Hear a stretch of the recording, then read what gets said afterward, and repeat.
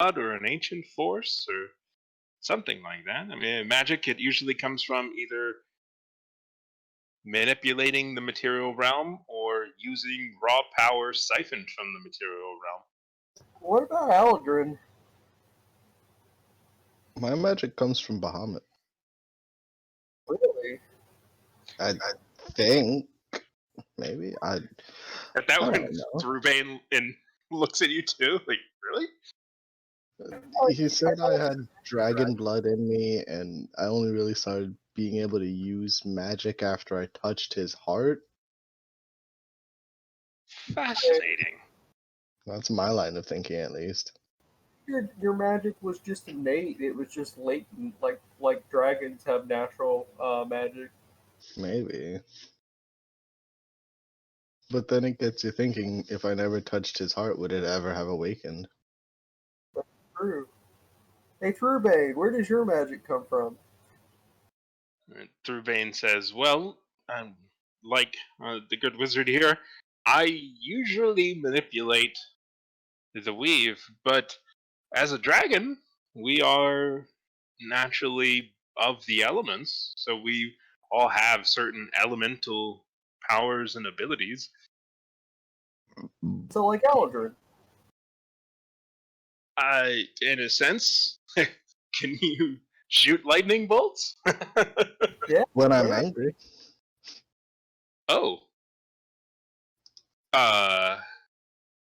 Well, maybe it is then. I guess maybe it is because you're part dragon. We are naturally of the elements, and we can control the elements simply because we are part of the elements. You might be obviously part dragon. That might be it. Laughing since he said, "I'm angry." My chest is starting to hurt a little bit. I need to settle down. Someone in my lineage has some explaining to do, if that's the case. Oh, no, not necessarily. So, you see, how to put it? Tiamat and Bahamut have been on this world for a very long time. Longer than, well, is even conceivable. Even longer than I can conceive. More than 1,000 generations of dragons and beyond. And in that time, she has endeavored to find a way to create more of her kind, perfect like her, but without the Lord Bahamut being involved. And some of her experiments resulted in successes, others did not. But it's been so long that most people, in some ways, part dragon. It's normal. It's common. That's where a lot of people get a lot of their uh, inherent magics. Not those that learn it with hard work and control, of course, like wizards, but certain sorcerers. They're born. They're just part dragon. A little bit more than the rest of us. Well, not the rest of us, but I'm a dragon. Anyway, but Dragon Man. yeah, it's possible that you're part dragon, Aladrin. Maybe, perhaps, Oramus. I'm not quite sure. Do you find yourself innately able to use elemental magics? He asks Oramus.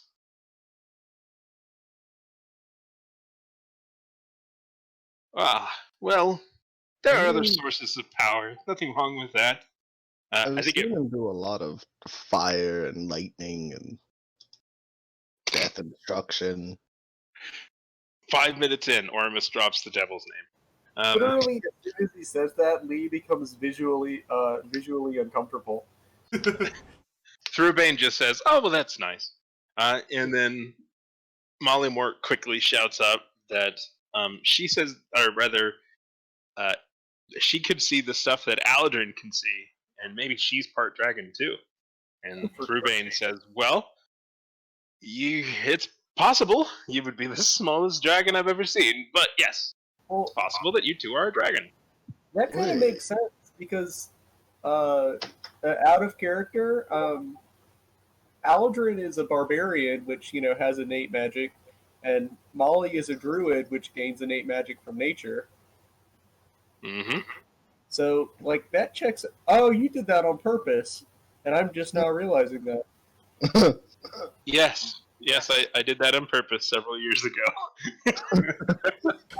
Together, that was the reason that they were the ones that. That can see the dragon's marks because they are innately magical, while everyone else's source of magic is trained or from a god. Years later, I finally realized the genius of what you did. Oh, there is so much genius that you don't even know yet. Anyway. Ormus, I thought we were going to kill Asmodeus. I thought that was the plan after we dealt with Tiamat. Oh my god, I forgot that he's out of the loop. Aladrin is out of the loop on that. Yeah. Aladrin's so far removed from that situation.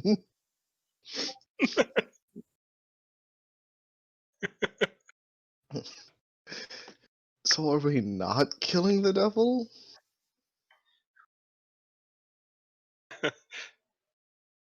I'm fine with not killing him. I just need to know where to point the axe. Philbin is also very curious in this conversation as you all are walking closer to town. Yeah, Ormus is just, well, that's best for another time. Yeah, let's enjoy the party. We'll worry about that. We'll tell you about that later, Aldrin. That's fine. Good to see you, buddy. Good to see you, buddy. Oh. Adira asks Thrubane if there's a way to tell if you're part dragon or not, because she wants to know if she's part dragon too.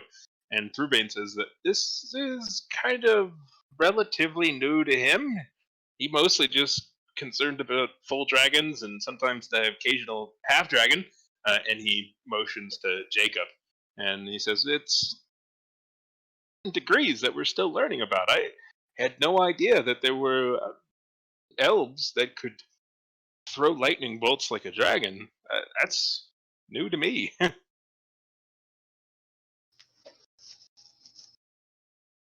But he does lead you down a nice alley, along sort of not so much an alleyway. Yeah, lightning bolt in the sky.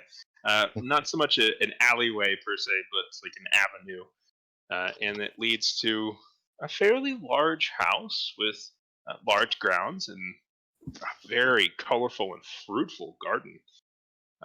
This looks like a fantastic home. It's Roman in style in that it's got akin to the Asharas, the large donut-shaped towers.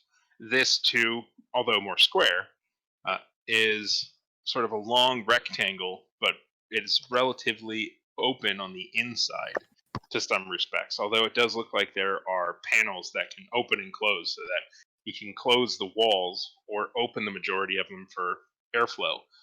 And within those, is not a fountain, but there's large sort of what do they call them? Like a plaza, in essence, with decorative tiles put out in kind of random arrays of patterns. It's quite pretty, really. But inside, you see several individuals already waiting. One you recognize as Mika, the dragonborn female host of Bahamut currently. And then there's Thrubane, who you have met. And then there's an older woman that you have not met that is wearing a blue dress in a similar fashion, oddly enough, to Alondria, who is in her sort of silver white gown, as is typical of her. But then there are two individuals that you do recognize. And this is another woman dressed in a similar, or excuse me, the older woman is not wearing blue. She is wearing silver.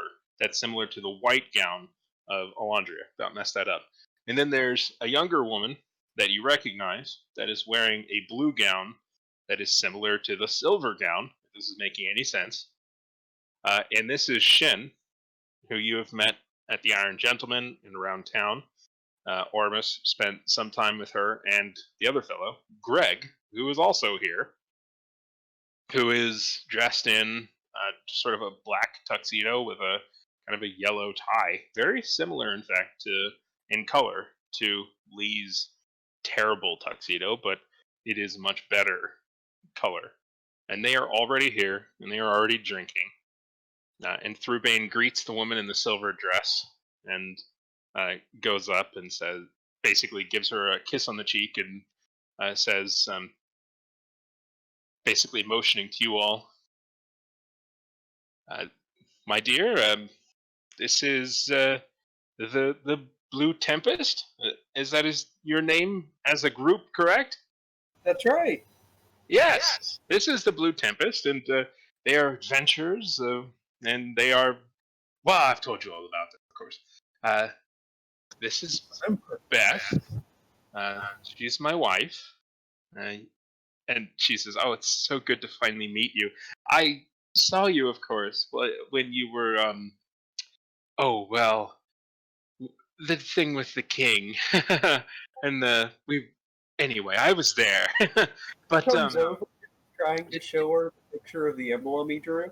Mm-hmm. And she looks at it. She says, "Oh, that's lovely. You know, fantastic, talented drawing." And she, basically is like shaking hands where she can. Greg just gives you guys like a nod, and Thrubain calls over Shen and says, "This is Shen. Shen Driel. This is my daughter." And she says, "Yep, we've met." And Thrubain's a little bit surprised and nods and says, "No, okay, good." Well, and of course, Mika, you've met. Oh, of course, Beth, come here, Beth. This is Alondria. Alondria, this is Beth. This is my wife. And they shake hands a little bit, and they seem to be fast friends. And let's see, who speaks Draconic here? I think it's Ormus, Fiona, and I. All right, you all recognize that Beth says, "That is a lovely gown. Do you mind if I copy it?" And to which Alondria says, "Oh, if only I can copy yours." But anyway, they just start chit-chatting in Draconic about various other things and talking about the garden. And then, anyway, they go off and do like hostess things in a strange sort of a way, making drinks for themselves and such. But Philbin is meeting Thrubain and then going up to meet Greg and meeting Shen, and people are just mingling and getting to know each other. Anyone want to talk to anybody? It's a dinner party after all. They seem to be. Oh, by the way, it smells amazing. And within the plaza of decorative stones, they seem to have erected a spit with a full pig on it. Is anyone standing by the pig or whatever? Not so much standing by it directly, although it does look like Beth is going over and making sure it gets some slow rotations as it goes along. You could tend that position if you would so choose. And of course, the stew is brought in and welcomed and taste it, and she goes, "Oh, that's lovely, thank you." We'll put it out with everything else. Yes. Have a drink. Have an hors d'oeuvre. Try the olives. They're fantastic. And she just kind of goes about doing her thing. Any mingling anyone wants to do? Any breaking of the ice? I'm going to sit around and just talk shop with Thrubain. That's fair. Yeah. Thrubain is. Anything in particular you want to talk about him or talk with him about? The defenses, troop numbers, just standard soldier talk, really. Gotcha. While you're having that conversation, Philbin also wants to be apprised of it and is listening along. Not only just from wanting to know more about potential ally, but also to, basically just to appreciate the raw military might that lives within the mind of Aladrin. So he listens as you discuss that. Would anyone else like to have any conversations or do anything? Yeah, Lee's just kind of going to move around, kind of find a group and be nattering on about Blue Tempest stuff and his fanfic and all kinds of cool ideas he has for an organization and stuff like that. Just basically nattering on about his interests. Are you just perhaps going on about it towards maybe Jacob or Mark? Like, who are you talking about it with? I guess it's not a very big gathering. Not unfortunately, no. Definitely, if I can get into a group with Alondria, I've already forgotten Truvade's wife's name. Beth. Beth. That's such an easy name. I don't know why I can't remember it. Her full name is a little bit more difficult, but yeah. Definitely. Alondria and Beth are having a conversation, and Lee walks up with Mark and Jacob, and is just talking at them about this. And Jacob is just eating the hors d'oeuvres. Like, he's not really there for the story, but he's just sort of eating along and having a bit of the drink, enjoying the wine. And Jacob's oddly shy, and of course both of them are staying pretty far away from Greg. But Okay. anyone else doing anything? Fiona, So we've got. Oh, go on, Fionn. Fiona's definitely talking to Beth about the spread, just her cooking methods and where she learned to cook, etc. That makes sense. Yeah, it's a complicated conversation around the various tables that have been laid for food, going back and forth between fanfic and filling mints and such. But it goes pretty well. I imagine the real conversation is between Alondria, Fionn, and Beth, and Lee is just kind of over there, like trying to show them diagrams in between their actual conversation. There's a lot of nodding and yes, dear, yes. Oh, that's fantastic. Yeah, that's great. Let's see, and of course they're kind of bouncing back and forth and maintaining the pig. They got to make sure that the fire is big enough, but that it's not so big that it's too close to the pig because they don't want to char it. And anyway, they're doing the work on that. Ormus, where are you in this sort of a situation? And where do people think Mollymore would be? I I want to hang think out she with would hang out Mollymore, with so- Alondria. Huh? I think she would hang out with Alondria. Yeah, I figured she'd probably just be in the big group with us. That's probably fair. She's pleased to find that they did make accommodation for vegan meals. So Ormus is over there with Greg, and Greg is just kind of standing there being cool all by himself when you come over. The image. Mhm. Yeah, he's just standing there with a drink, just looking around in the middle of the room, being a pillar. You were saying, Lee? I just said P. Shaw, the cool guy saying yeah. from the '90s cartoons. Is that something they said? Probably not. Loosely, I remember it at least. That's Hey, fair. Aldrin remembers. I feel justified. Yeah, I remember stuff like that. So yeah. I remember at least seeing it. Fair enough.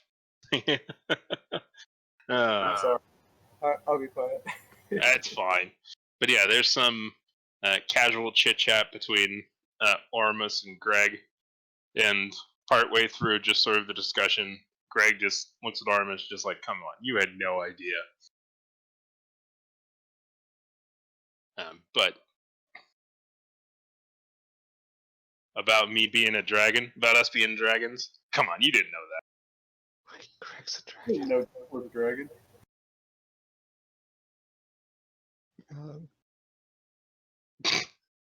Ormus just now gets it. He's like, "Yeah, we're dragons. I'm a dragon. Shin's a dragon. Beth's a dragon." Yeah, I had no idea. He nods. He's like, "Yeah, that's kind of the idea. We kind of stay a little bit casual." Now you bring in the sarcasm. He's just like, "Yeah, whatever. You didn't know." But No. soon enough, the pig has been well basted within its own juices and some various other things. Yeah, that's fine. But various other things have been prepared, and there's a long table waiting with several chairs. In fact, even more than those that are in attendance. And you all can settle in for, quite frankly, a very good meal. A feast, in fact. A celebratory meal of many different styles and types. And you could see that Alondria and Shen are getting along very well. Or rather, Alondria and Beth are getting along very well. That Shen is, basically the dragons seem to be talking to the other dragons a lot more than they're talking to anyone else. You imagine that, at least from their point of perspective, it's not every day that they get to meet another one of their kind, and they seem to be taking advantage of it. And frequently, Thruebane has to chastise his wife and daughter, like, just, can we keep it to common while the commoners are around? In a sort of a sense, like, can just lay it off the dragonborn or the draconic. It's not polite, but they seem to be enjoying each other's company quite a bit. Philbin is enjoying discussing the nature of magic with Mika. Yeah, department just continues on. It's like, well, for you, but not for everyone. Is there any discussions anyone else would like to have, or you just want to enjoy the nice evening and then head home? I'm not sure how to gently broach this topic, so Aldrin isn't either. But I want to ask how many dragons there are just around. Like in the city, or Just like left, because I imagine it's probably, yeah, in the city, like in the Kingdom of Hope. if you were to ask Thruebane that, he would say, "Well, there's one more today than there was yesterday," and he raises a glass to Alondria. And she's happy a little bit. And Thruebane says, "Other than that, we're here. We're the last and hopefully not only line of protection for all of humanity, the remainder of it." And Mika says that that your efforts and your sacrifices are very much worth it. That because of what my sister did, we owe humanity everything. And Thruebane raises a glass and says, "Here, here." With you guys. I'll raise a cup, I guess. Yeah, always a cup. Oh, not much. I'm not a dragon. Not like Mika, Aldrin. yeah, oh, go on. I might not be a dragon like Aldrin and you guys, and Jacob, and probably Mark too, and Molly, and anyway, I'm not a dragon, but I'll fight alongside you guys. It's alright, Lee. There's no one else I'd rather have with me staring Tiamat in the eye. Hell yeah. I'll give Aldrin a fist bump. Yeah. Hey, Fiona is a fairy now, and fairy type is super effective against dragon. Fiona's a fairy? Yeah. I missed a lot. Well, long story short, Gilgame and I had a bit of a falling out, and You guys just don't telling like you. it. You guys just don't like the people you made deals with. Well, I was First- being deceived. Long story short, don't make deals with anybody. Well, technically, two Ormuses and I got backstabbed. Jacob says, actually, your throat got slit. Actually, that sounds like something more like Mark would say. Mark says, no, you didn't get stabbed in the back. Your throat got slit, remember? It's right there. That big scar. Oh. No. As the table is broken into a little bit of discussion, at a certain point, Mika does stand up and say, could we raise our glasses once more to our guests of honor, as much as they might not like it? And she looks at you all, one at a time. She says that you all have done more for this kingdom, for this world, and for me than perhaps anyone ever will. And you deserve a lot more thanks than I know you get. So cherish these good times, because bad times, they'll come back. And hopefully we'll be there for each other. To you, Blue Tempest, I drink. And she drinks. Cheers. Cheers! Fion's Everyone- looking for the sniper. Yeah, I'm raising a glass. Hey, it's Molly. Perfect timing. Hey. Molly. Wait for it. Probably still booting in. If you don't Yeah. know, we can't hear you. Maybe she's not really here. Just a figment of Maybe our we can imaginations. otherwise. But she's here in spirit.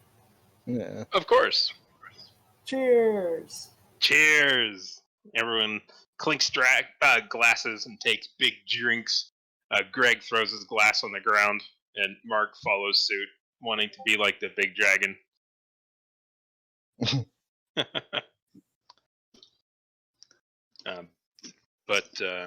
Yeah.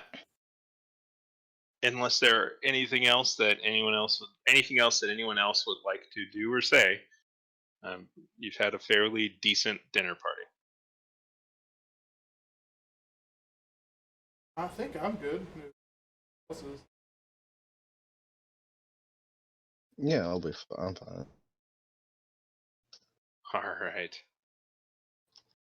Soon enough, everything is all pretty much set. The bottles have been gone through, and then some. The pig is gnawed down to just about nothing.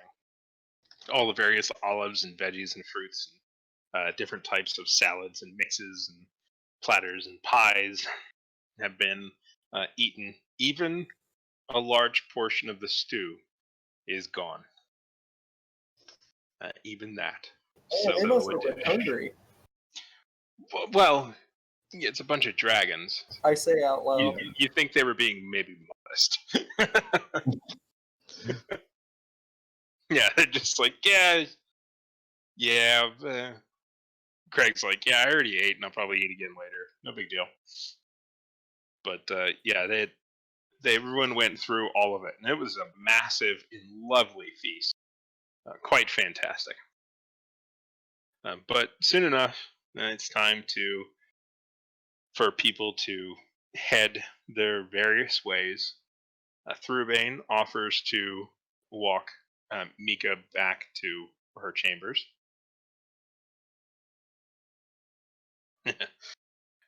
And Oh, thank God. yeah, let's see. I think Greg would offer to walk you guys home too, if you want. But you can certainly take on your own.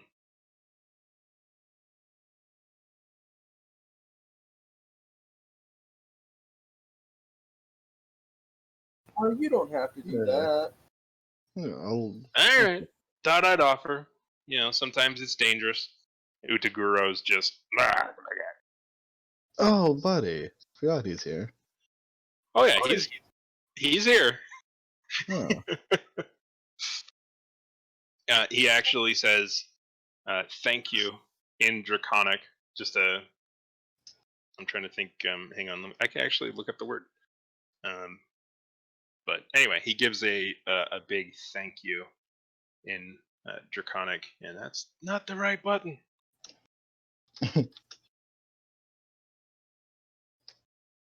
Probably if it's a long dinner, by the end of it, Lee and Utagoro are like sitting at a table and playing checkers on one of those big mats. Probably. Oh yeah, you know they got like all kinds of that crap laying around. Dragons seem like they would shop at Cracker Barrel. Definitely. Just imagine all the butter they'd go through.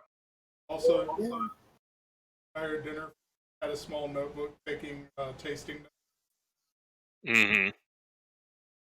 You seem to have learned that yes, dragons like really good food, but they also just like food.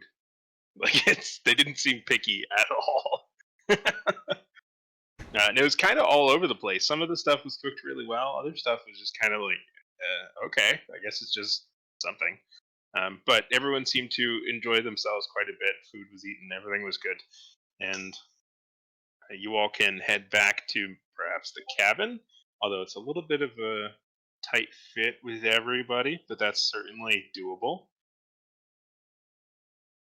All right. Or do you guys want to go back to an inn and a cabin, or do you? I mean, what do you guys want to do? Philbin says that he and Alondria will. They're gonna go find someplace else to spend the evening. Yeah, let's drop them off at an inn and then head back to the cabin. Yeah, he says, "Oh, I think we'll be all right." You're a visiting dignitary. You need the protection. Let me be your honor guard. Alondria says, "Lee, he'll be all right." Oh, I know you're tough. Quick out of character But question. Yeah. Oh, sorry, go ahead, Lee. He still needs an honor guard. It's not about the protection, it's about the respect given. Philbin snorts a little bit. Honor. Who'd have thought that would have stood for me one day? So the quick question I had, and I imagine this would have come up during the dinner if it hasn't before. Have we before, out of character, have we before asked Alondria where she's from, and if it's not from Bacata, why did she end up there? Not really, no. Do you want to ask? It's perfect time to. And in fact, the dragons might ask whether you do it or not. Yeah, that's what I was saying. I was thinking if we haven't asked before, it'd probably come up during the dinner because I'm curious about that information. She is from the deep, deep south. Much further south even than Mollymort. A little bit southwest in many respects from where Mollymort was. And that she just, like most dragons, she grew up on her own. And she was in luckily, she was born in an area that befit her element, and she was able to make do in the tundras of the far south. And eventually, one day, her memory started to come in because dragons, and this is explained too. In fact, I'll have Beth explain it. That dragons, when they're born, they don't really have much of a memory, although they do know some. But as they grow, as their minds grow, they soon start to remember some memories from their ancestors, not just their parents, but their parents and their parents. And at least some of us probably have memories from the perspective all the way back going to Tiamat and beyond. But and Alondria nods and says, "Yep." And my memory came in, and I didn't like it. I didn't like growing up alone and in the cold. And I wanted to be different. I didn't want to be like that. And there were people nearby. And I went to the people and I learned the language, although I could barely remember ours. And they took me in and they took care of me. And then I took care of them when I could. And then I decided then and there I didn't want to be just another dragon, I guess. Although it's certainly different. I didn't think that there were dragons that were like you all. And Throughbane says, well, to my knowledge, there were no others in the world either. This was a decision, much like yours, that I came to as well. I found Beth, and she came to that decision as well, that we wanted to be more than typical. We were going to change the pattern, so to speak. That And sounds almost like a human way of thinking. Throughbane smiles and says, you honor me. But we had my lovely daughter, and soon after that, we met Greg, and Greg came around after a little bit, and Greg laughs and says, yeah, it took a little bit. And he nods, he says, yep, it did, but you came around. And now we are here, the most civilized dragons in history. And Elandria says, I'm very glad to have met you all. And they say, well, you're welcome to stay as long as you like. And there's smiles and nods. Anyway, that's where Elandria is from, the very far south. She's 269 years old, and she never met her parents, and she doesn't like that she's been alone her whole life. But anyway, but now she's not, because she has Philbin. Yeah. Learning that Elandria is 269 years old gives Aladrin a minor existential crisis. Because he's older than Elandria. Yep. It is? I thought you were 225 or something. I'm 350, probably 351 with all the time shenanigans that have been going on. Jeez, Yeah. Louise. Aladrin was alive during the time of Tauren the Great. Tauren didn't get that far west, but Yeah. almost did. Aladrin heard contemporary tales of it, and in fact, Aladrin's about the same age as, I don't know if you guys remember Tauren's buddy, or rather the guy that follows him around, more accurately. Ophiel. Elefar. Close. But yeah, Elefar is, about Aladrin's age. Another soldier. Anyway, is there any other details anyone might want? Any other conversations anybody might take? Okay. I'm usually the most talkative one, but I am entirely out of the loop of what's happening right now, and I'm not sure how long I'll be staying. Understood. You're at a dinner party at Throughbane's house with his wife, Beth, who is a silver dragon, and his daughter, who you've met before, Shin, who is a blue dragon, apparently, and Greg, the jerk that you've run into several times at the Iron Gentleman, who is apparently also a dragon, and Mika, and a bunch of the NPCs, including Utaguro. And you've had a very lovely dinner, or rather, you can have a very lovely dinner, depending on where we are in the timeline. Basically, just dinner party conversation, questions, personal questions, or breaking the ice, or anything anyone wants to say or do. There's an entire pig being roasted, and there are vegan options that were available, quite a few. That is much appreciated. Yes, well, Beth is a thoughtful host. So, unless there's any other further conversation, then I You would all? like to ask our hosts if they've ever traveled outside of Hope. sure. Throughbane says that he grew up kind of close to here, a little northwest, and he spent some time going around the continent a bit, but he hasn't gone too far, and not for a long time. And Beth says that she was from sort of southeast of here, and she met Throughbane, and he convinced her to come back. Shin says that she was born here, hasn't really gone anywhere, though she wants to.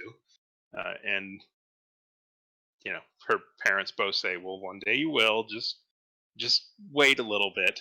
And Greg says that he's been all over the place. he doesn't even remember where he's from. He's just been traveling his whole life.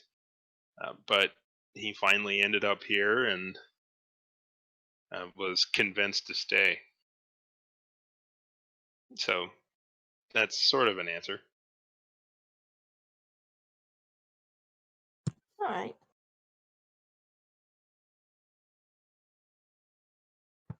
How old is Shin? Shin, let me see the details. She's about 50 or so. Oh, okay. Shin, their daughter, is older than me. Okay. Yeah, Fiona's 58, so that makes me feel weird. Well, I mean, she looks like she's in her 20s. Yeah, it's just one of those things where D&D ages yeah. are weird. Well, see, that's the thing too, is they'll mention that Shin's actually pretty remarkable in that she is able to shapeshift so young. Dragons usually can't change their shape until they're much older. But since she was raised kind of being encouraged to do so, and in fact, essentially being kind of bespelled to do so, kind of being forced to do so, she was able to learn the ability to do so much quicker, which is just another benefit of having the parents around instead of being abandoned in the wilderness, as is typical dragon tradition. But yeah, for like Greg, he couldn't shapeshift until after he was here for a while, and Beth and Thrubain could both shapeshift before they met. But I mean, usually dragons got to be a couple hundred years old, like at least 150 to 200 years old, before they kind of get the ability to shapeshift into a humanoid form. And so it's very unusual for Shin to be able to do it. Wow.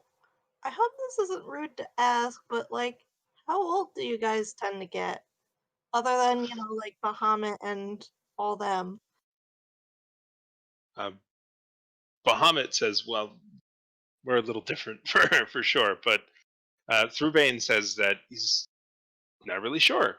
He's never met a dragon that died of natural causes, and he doesn't remember a lot of it. And he's heard stories, and Mika can add in that some dragons can live several thousand years, others don't. Some of them, the way most dragons die, if it isn't in competition with other dragons or, well, being killed by adventurers, as she kind of motions around the table. She says that the other most common way for dragons to die is they get a sickness that, as strange as this sounds, they eat every shiny thing they can find. They eat their treasure. They eat gold coins. They eat everything, and it causes them to. Well, I mean, you eat thousands of gold coins. My phone is blowing up. Let me turn it down.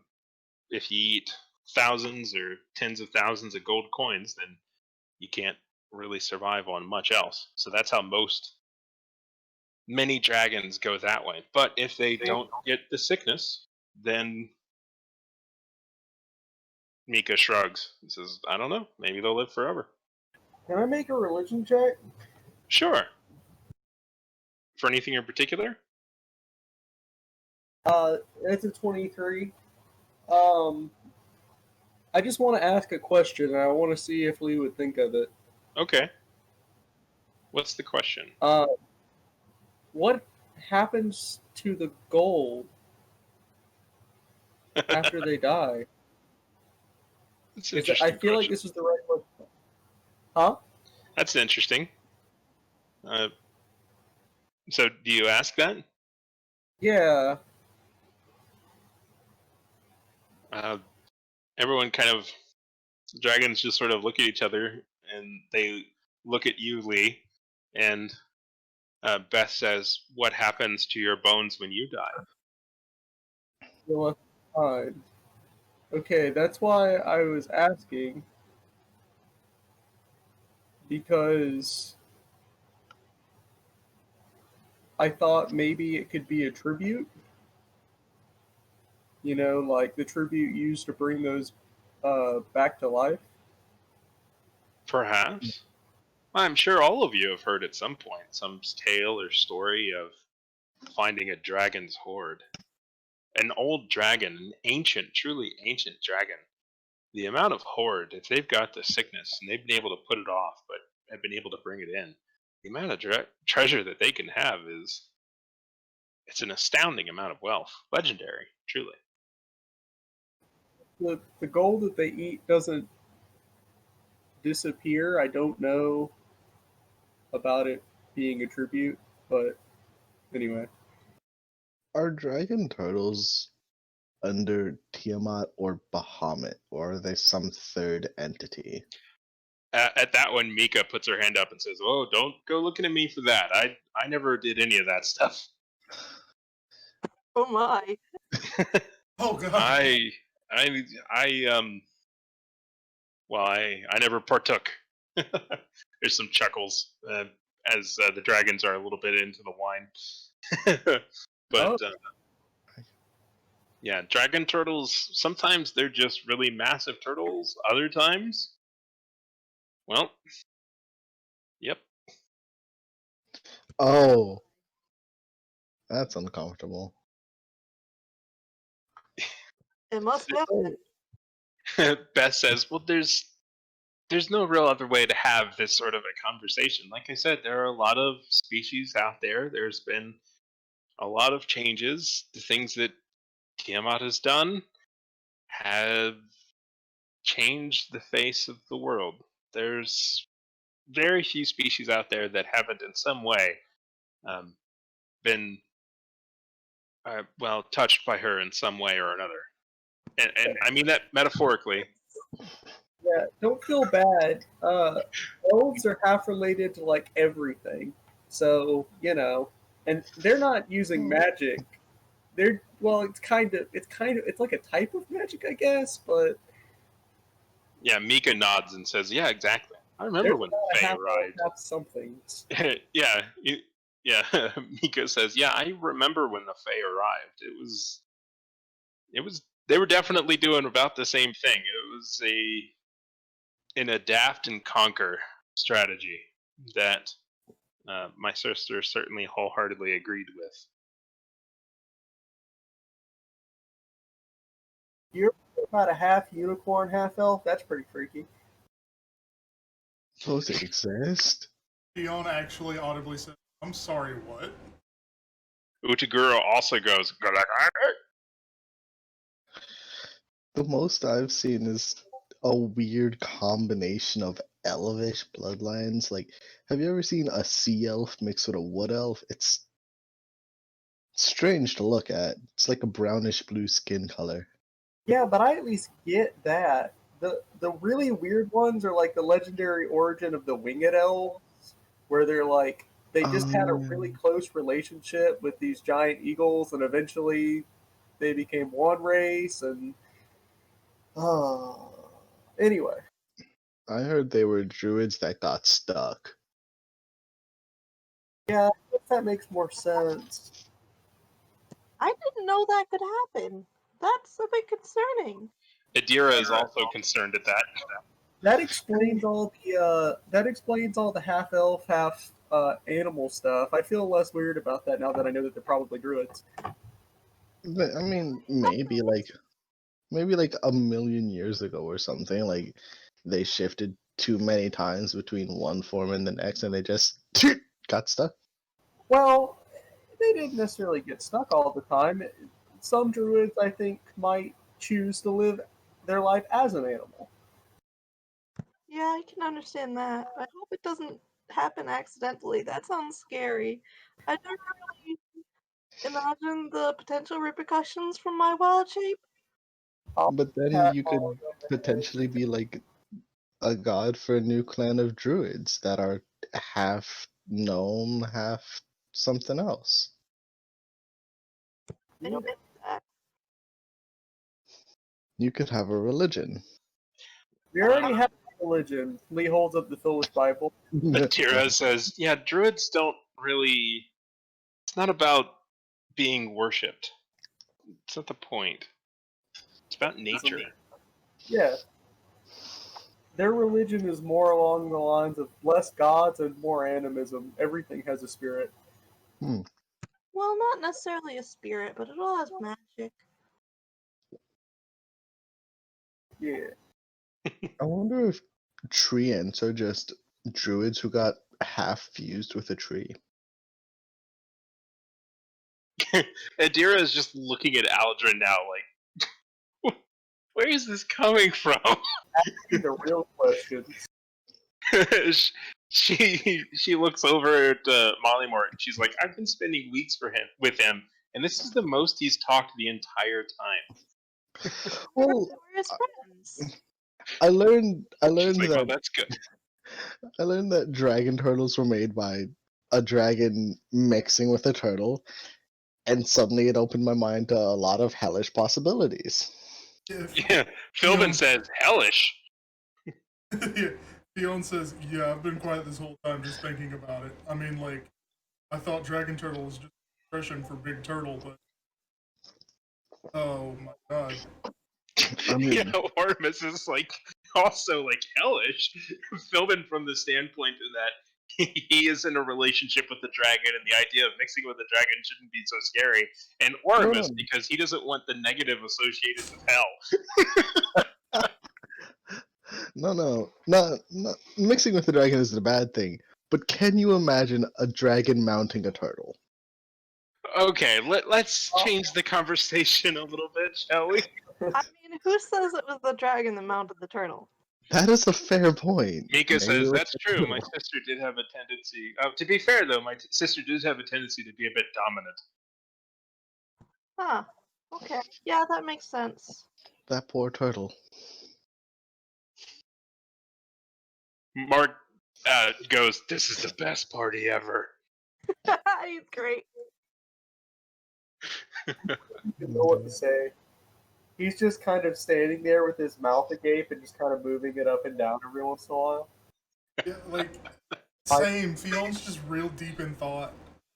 Who is Lee mouthing help me or something? But in Dwarvish.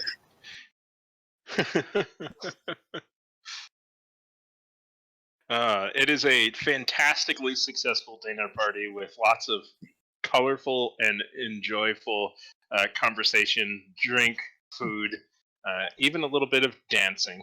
Yeah, everyone's just like, what? But eventually, of course, the evening is done. And Thrubane is escorting Mika home, and Philbin and Alondria are going to go off to find their own place to stay for the evening. Do the rest of you return to the cabin, or do you want to go someplace else? The night is still young, I'll add. It's not especially late or anything. It's just you've run out of provisions here, and it's been a decent time. I still wanted to take Philbin and Alondria back to their inn. They insist that you let them go alone. Lee, that's fine.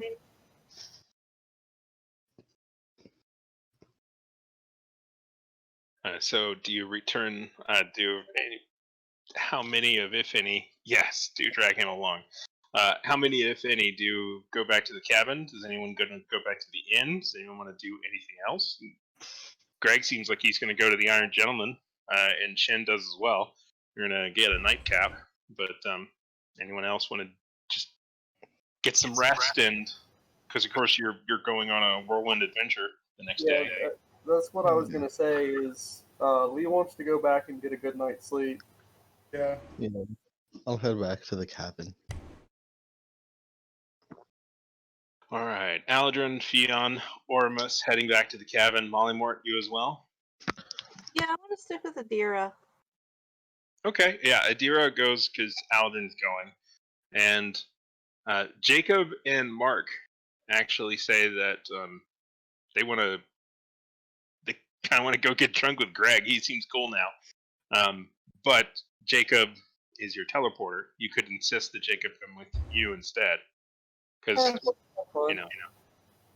want to let him go? Yeah, he's a big boy. He can handle it. All right, fair enough. Utaguro also goes back to you goes back with the cabin or to the cabin with you, although not all the way to the cabin. He goes into his lake home. Okay, all right. Any other business anyone would like to attend to before the evening, or you just want to settle in for a nice long rest? Like I said, I want to hang out with Adira. I want to chat with her about druid stuff because I've never met another druid. Okay. Anything in particular you want to chat about, or just sort of general chit chat? Any questions you have for a lore sense?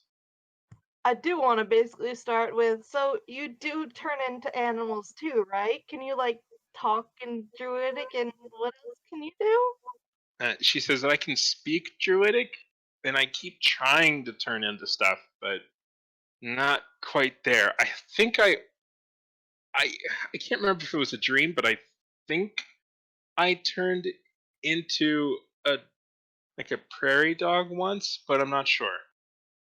Well, how are you trying to do it? Um, trained? Wait, you were trained? What? What?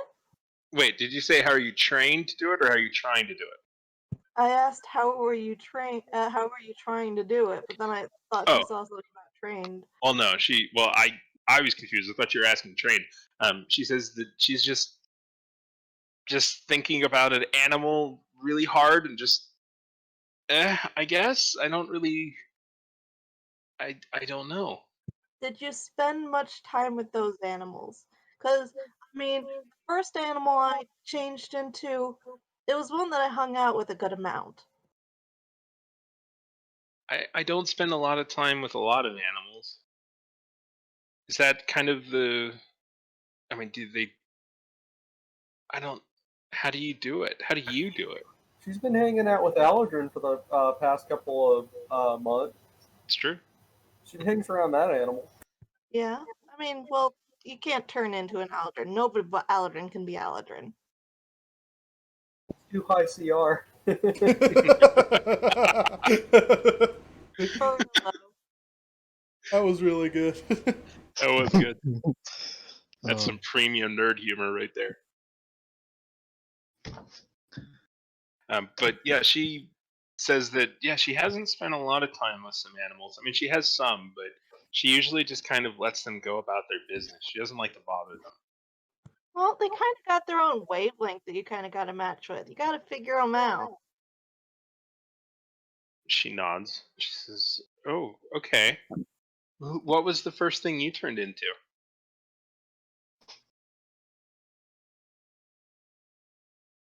Hold on, this is in my character sheet. Okay, A mongoose. a mongoose. A mongoose. She's a bit confused, and she says, "Did you want to fly or?" No, no, no, not a goose, a mongoose. It's like a weasel thing. Oh, like a weasel. Okay, They fight snakes. but well, I guess nature things fight each other. Yeah. Did you want to fight snakes? Well, no, but they're known for like being good against snake venom. Oh, so you got bit by snakes a lot? No, but I hung out with the mongoose a lot, and like that's just what I ended up turning into first. Quick out of character side note: I'm hearing a lot of thunder, so if I vanish, Okay. They'll disappear in a flash of Aldrin. Got it. So, um, she's just looking up at. She's just kind of thinking, and she's like, "But did you live with mongooses, or?" I mean, they were around. It's not like I had them in my house. She nods. What animal do you want to turn into first?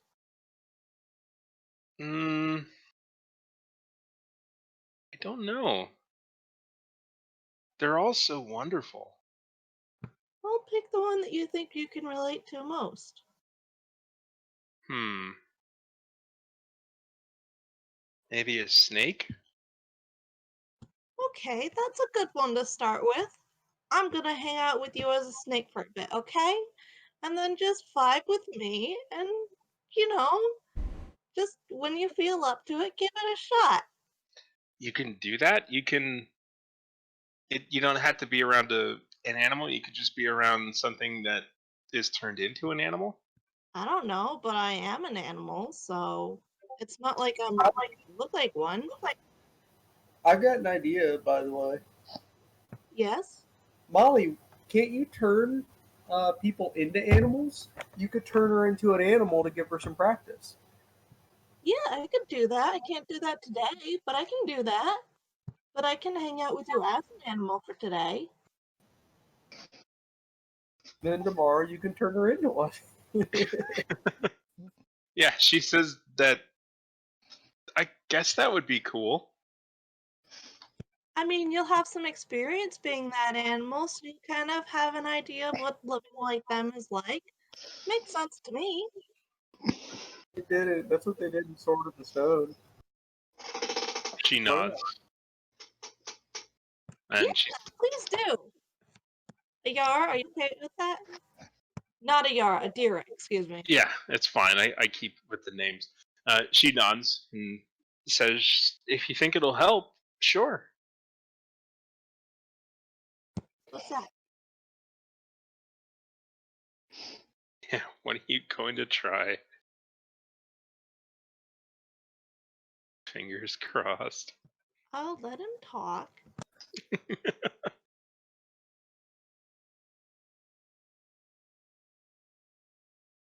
I'll let him talk, alright.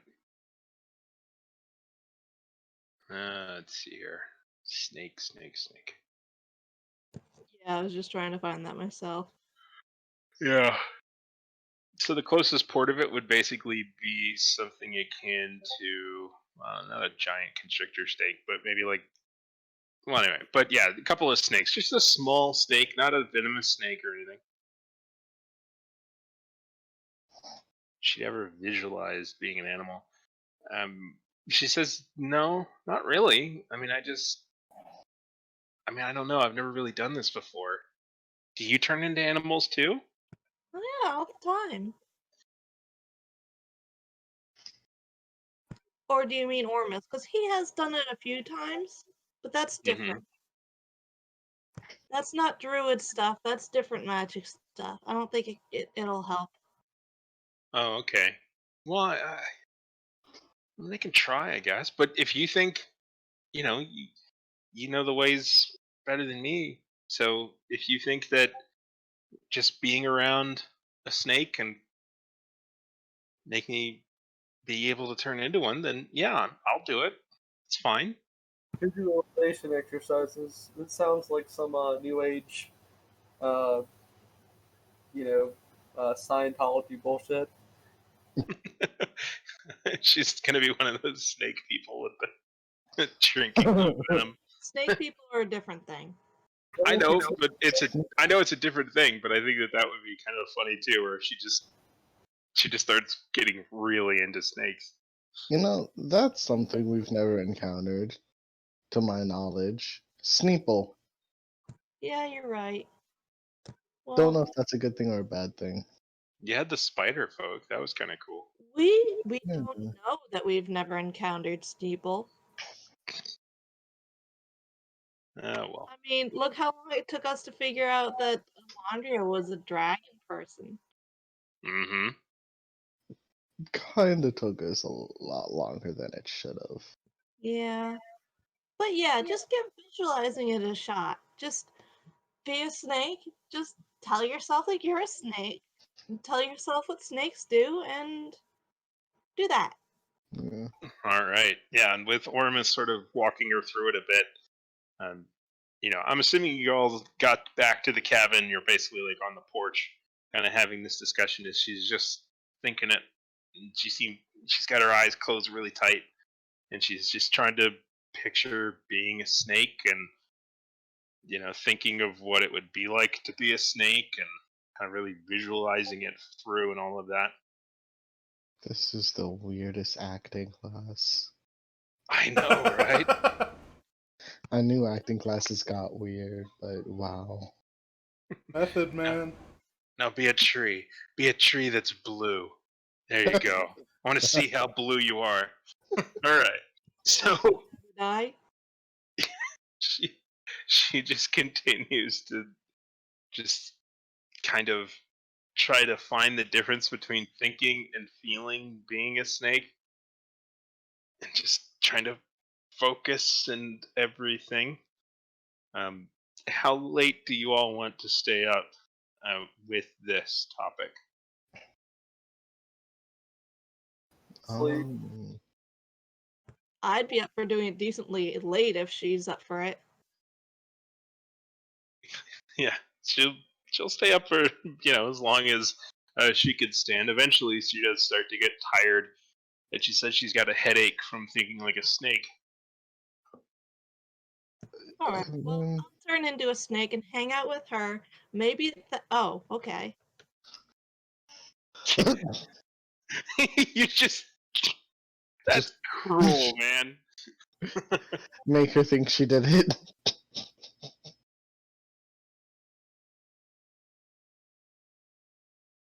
So do you do it without warning her? Because I don't think she's willing right now.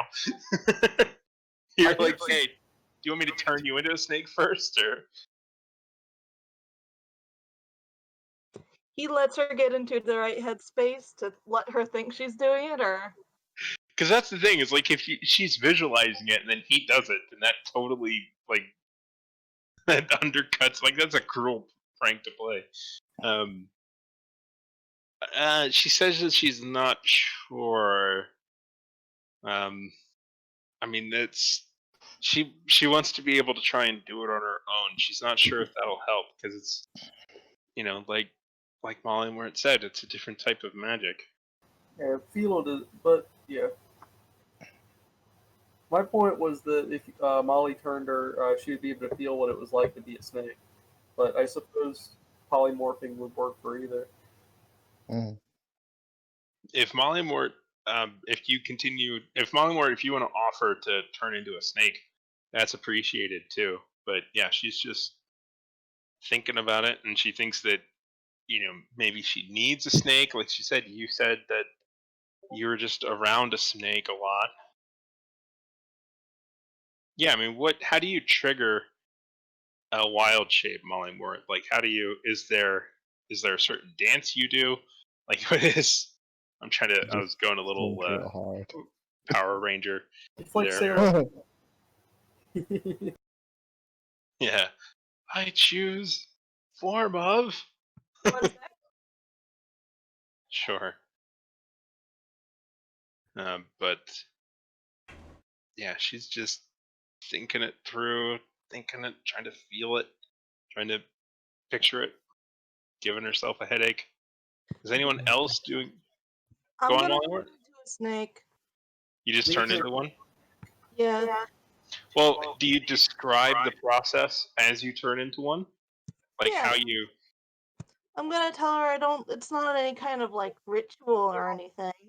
It's an kind of innate thing. Like, I think about having scales and my blood being cold and sharp teeth and lots of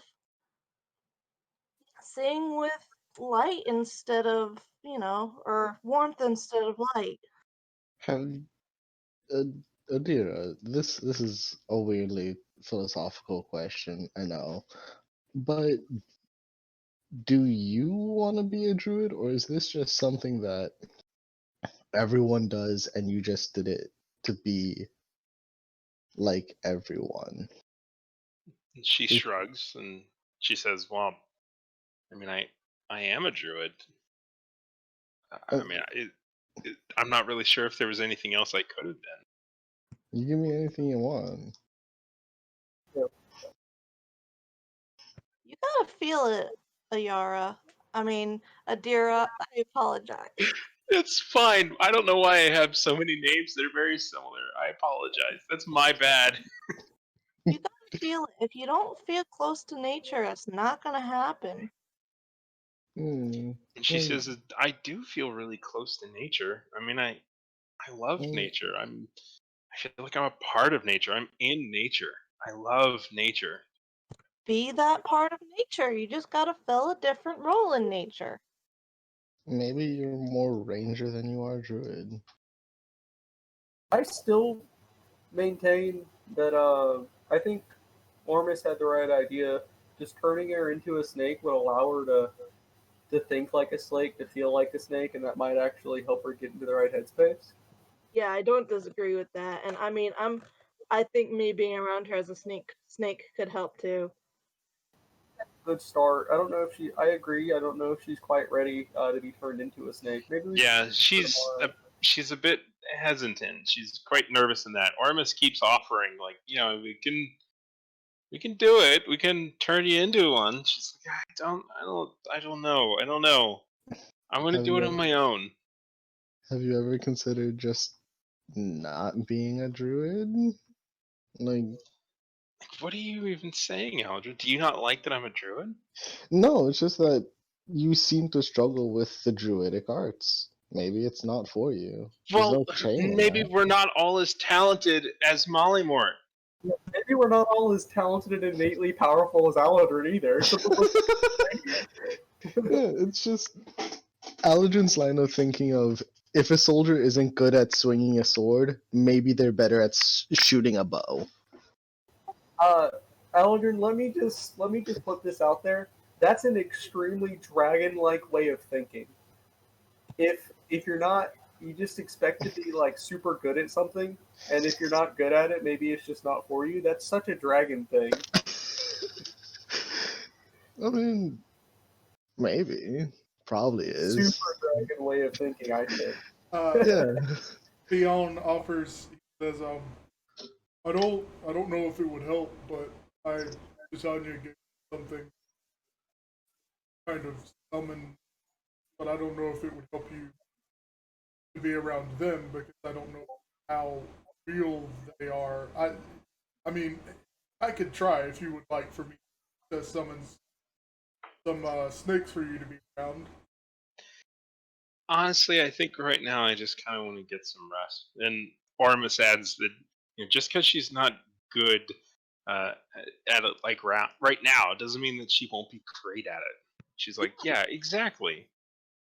Yeah, I wasn't very good at it until after I left home and met all you guys. Yeah. So just give it time. I'll get there in my own time. It's okay. But thank you all. In the meantime, let's get some rest and I'll hang out with you as a snake, okay? All right. So, long rest for everyone, or is there anything else that anyone wants to accomplish? And she's being very careful with Snaky Mollymort. I appreciate that. Go ahead. My thing was going to be the end of the very end because I was just going to cast alarm. All right. Yeah, I agree with what Ormus says. Lee is one of the few people in the party that was not naturally good at anything in the very beginning. Hmm. He had to train for everything that he has. Hmm. Yeah, Lee was think like Captain America. He was very skinny and weak and had years of training since he was a teenager to become strong enough, fit enough, and talented enough to properly wield and a hammer and be a guard. Yeah. That's why he has such low dex, is he trained so hard that it messed up his nerves. Huh.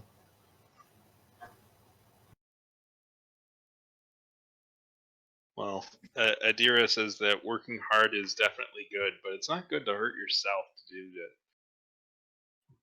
that. Yeah, which is why I do agree that it's probably time for some rest. Yeah, rest. Good. All right, you all settle in for a nice long rest. Yeah, you take your 4 hours. Fionn, you said you wanted to put alarm up? Yeah, I'll just put it up on the front room. The 20-foot cube. Is it, you're going to put it for the audible? Sorry, the audible or the kind that goes off in your head? Audible. Okay. And everyone settles in. Does anyone keep watch? I mean, you're in a peaceful city. You just had a dinner party. There's no real reason to keep watch. I'm not going to, but I do see Ormus is typing. Yeah. Yeah, okay. Well, yeah. After your meditation, that's just you're not keeping watch. You're just doing nothing because you have nothing else to do.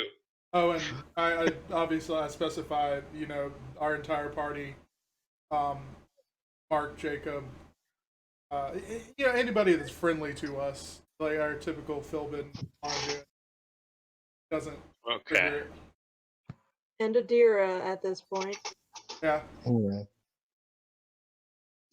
Several hours later, you are grateful that you included Jacob and Mark as they stumble in drunkenly Oh boy. and curl up in a corner in the main room of the cabin. Hopefully, not waking up most people, and certainly not waking them up with the loud alarm bells going off because they were allowed in.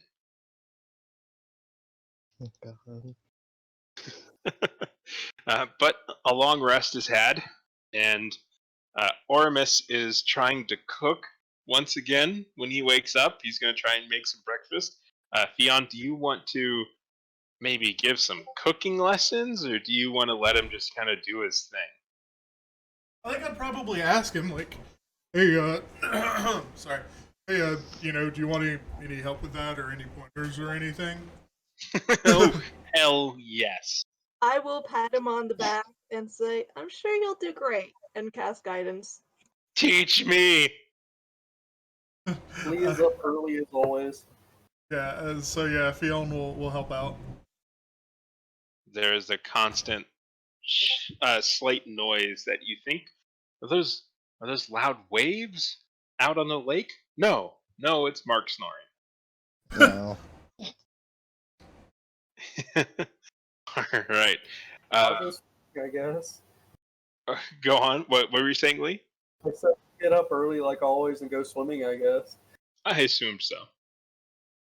So, if Lee, you would be so kind, make an acrobatics check to see how your swimming goes.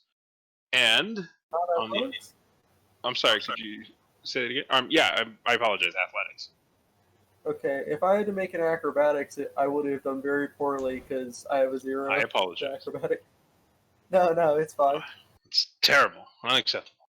24. So, fantastic. You do quite well, and you feel like you're quite a good swimmer, and you see that Utaguro is also hard at work. And in fact, that there's one point where as you're going, he's just sort of like trying to correct your form mid-swim. Like as you're going, he's just like coming up from under you and just like jabbing in your elbow. Like, no.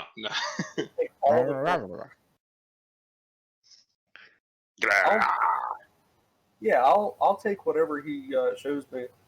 Yeah, he helps you a little bit, and you find that, yeah, actually, with that way, you can get a little bit more of a power stroke and kind of pull yourself through the water, utilizing a little bit more of your strength.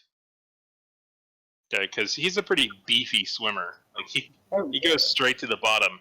He spends a lot of time propelling himself and pulling himself. He does not swim by being lithe. Yeah, I mean, neither does Lee. Lee's not terribly live. Yeah. I mean, he's a half elf.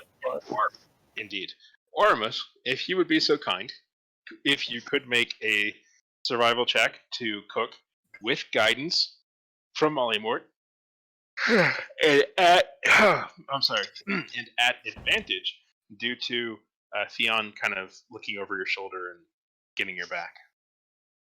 And guidance offers a D4. All right, so add a D4.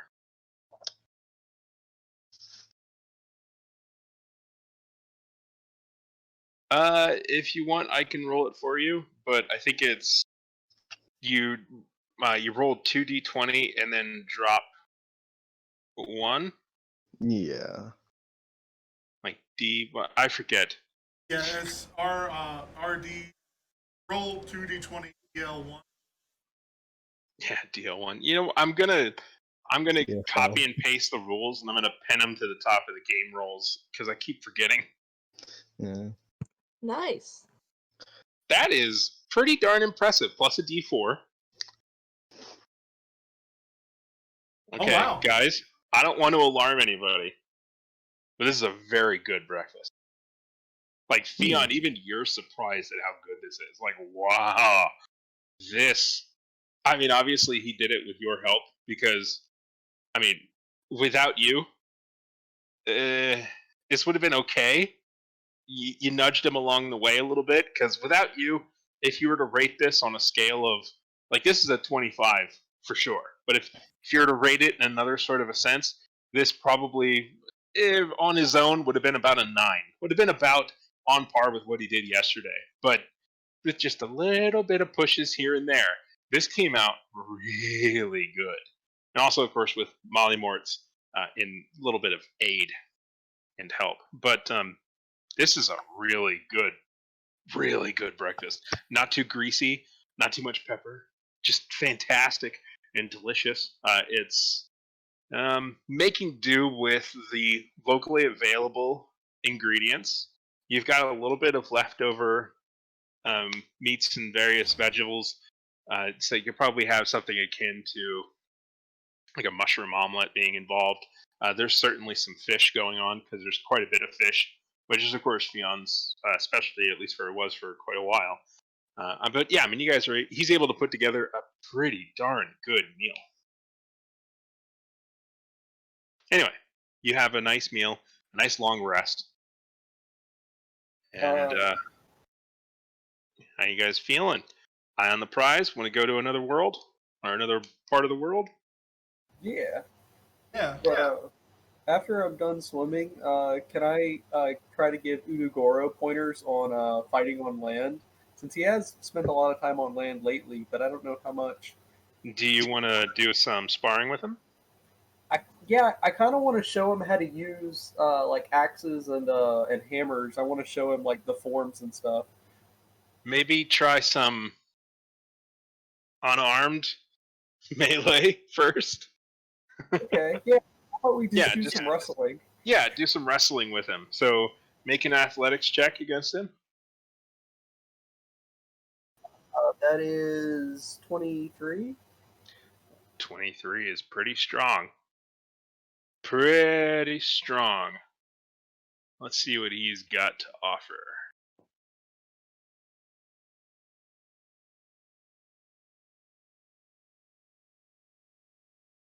Oof, not nearly as much. Yeah, you're able to kind of defeat him just by pure strength.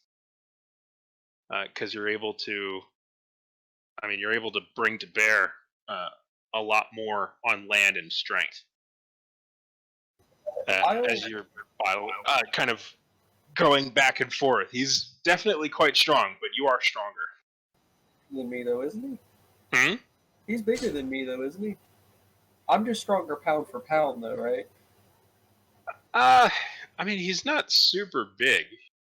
I mean, as a fish person in many respects, like he's not super big. He is strong though, but he's not as strong as you. Like you could straight up lift more than he could. Can I give him like some pointers and like try to correct his form or something? I'm not sure what kind of role that would be. If that would be a role to try to like kind of assist him. For wrestling? It's kind of not just wrestling, but just like how to plant his feet on land where you're not like floating. Is anyone out there? Oh yeah, is anyone out there with Lee that speaks Draconic, perhaps?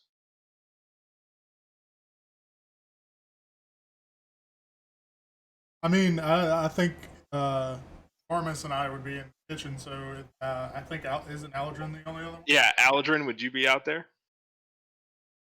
There's swimming and wrestling. We're both listening on the sand. Aladrin probably, like, as soon as he finished his trance, he probably went out there to just train. So yeah, he'd probably be out there. That's fair. So you can hear as Utaguro begins to say again, rah, rah, as Lee is trying to like struggle through giving pointers. Utaguro is like trying to get back into stance, like he wants, like, rah. Yeah, I kind of want to just like correct his stance He slaps your hand a little bit. I'll put up a palm with the universal sign of, like stop. Grah, Does it do anything? grah. I get back into stance and I wrestle him again. Okay. So go ahead and try to get a grab on him. All right. I'm not gonna hold back this time though. Okay, that's fine. Yeah, try to grapple him. Not as good that time. Well, actually, it's only one less. 22. 22. That's pretty good. Supposed to Yeah. be more serious this time. I think probably causes the problem. He's still not quite able to do it. You feel like he's like really pushing. He's close. He got in total a 19, but you're still just so strong. But he's wiggling around and he's trying to get out, but he just can't quite.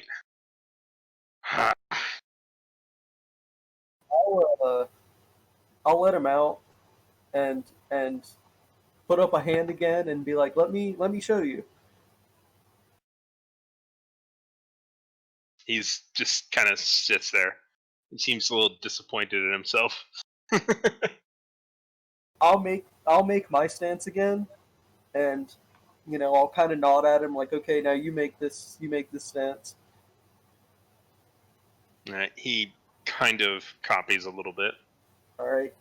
I don't know if there's a good roll I can do for this. Could I just roll like a flat intelligence check to see if I could help figure out how to correct his stance?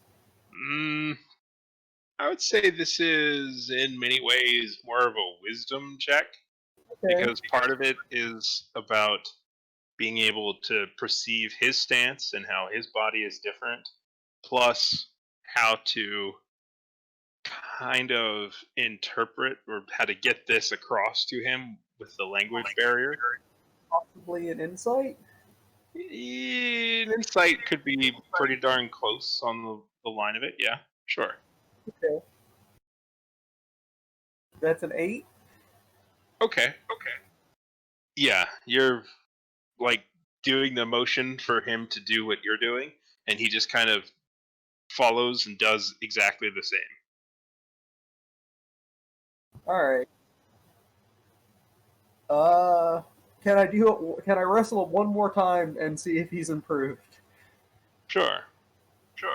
Okay, and I'll call it after that. I want to see if I've helped him. Okay.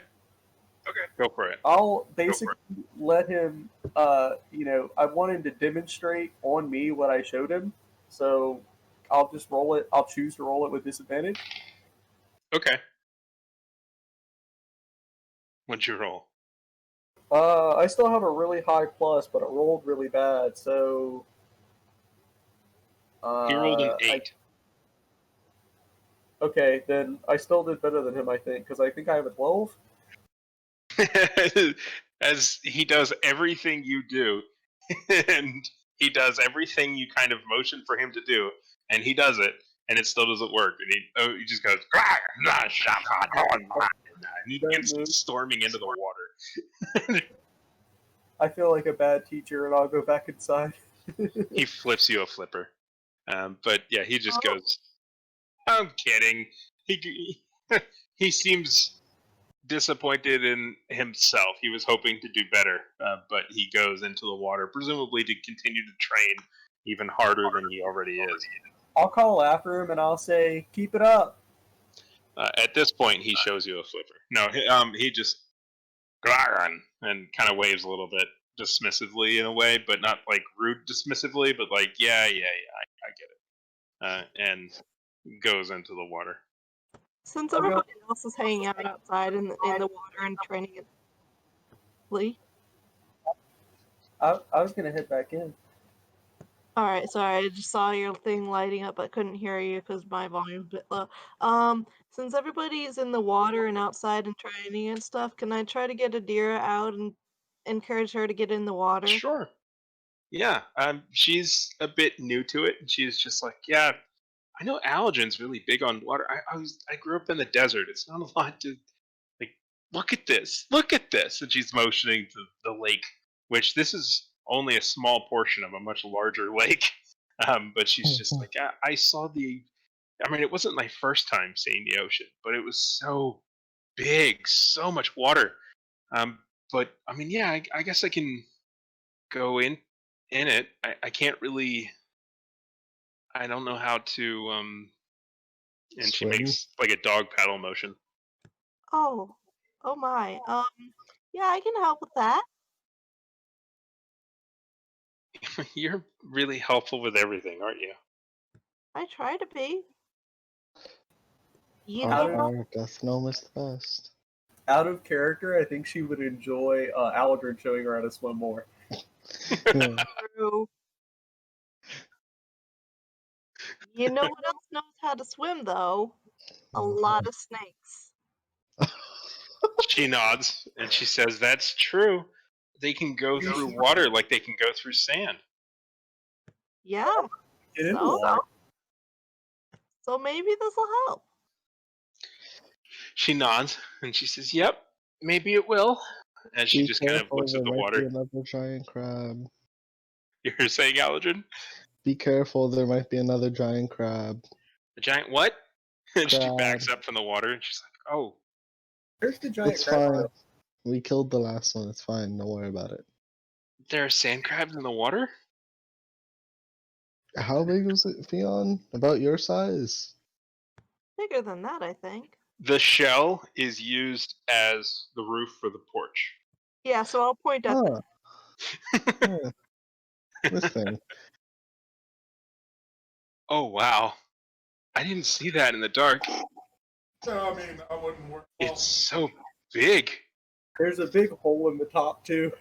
Yeah. would I know if, yeah, from Leech Power smashing it? I'd like to think it's boarded up though. Yeah. Would I know if, because it's so big, predator of its whatever? It's tough to tell. Most certainly, the lake probably couldn't support a whole bunch of those. At least not in a small area. But of course, it's been gone for months now. So it's possible that something else has moved in on its place. Yeah, I'd be careful, but I mean, it's not a big deal. We put that one down when we were less experienced than we are now, so. And she says, "Yeah, but I still can't turn into a snake." It's fine. I'll She's- come in with you. It's fine. Yeah, I still think Aldrin should show her how to swim. He could protect her and show her how to swim. She looks Yeah. much more comfortable and also eager when Aldrin advises that he can help swim.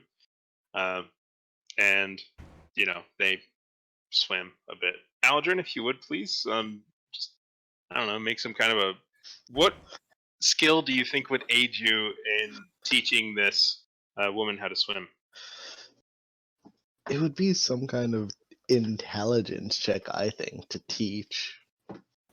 Well, I was trying to do with the intelligence check, but Well, to some respect, Lee, part of it was you were trying to kind of correct his form, plus there's a language barrier.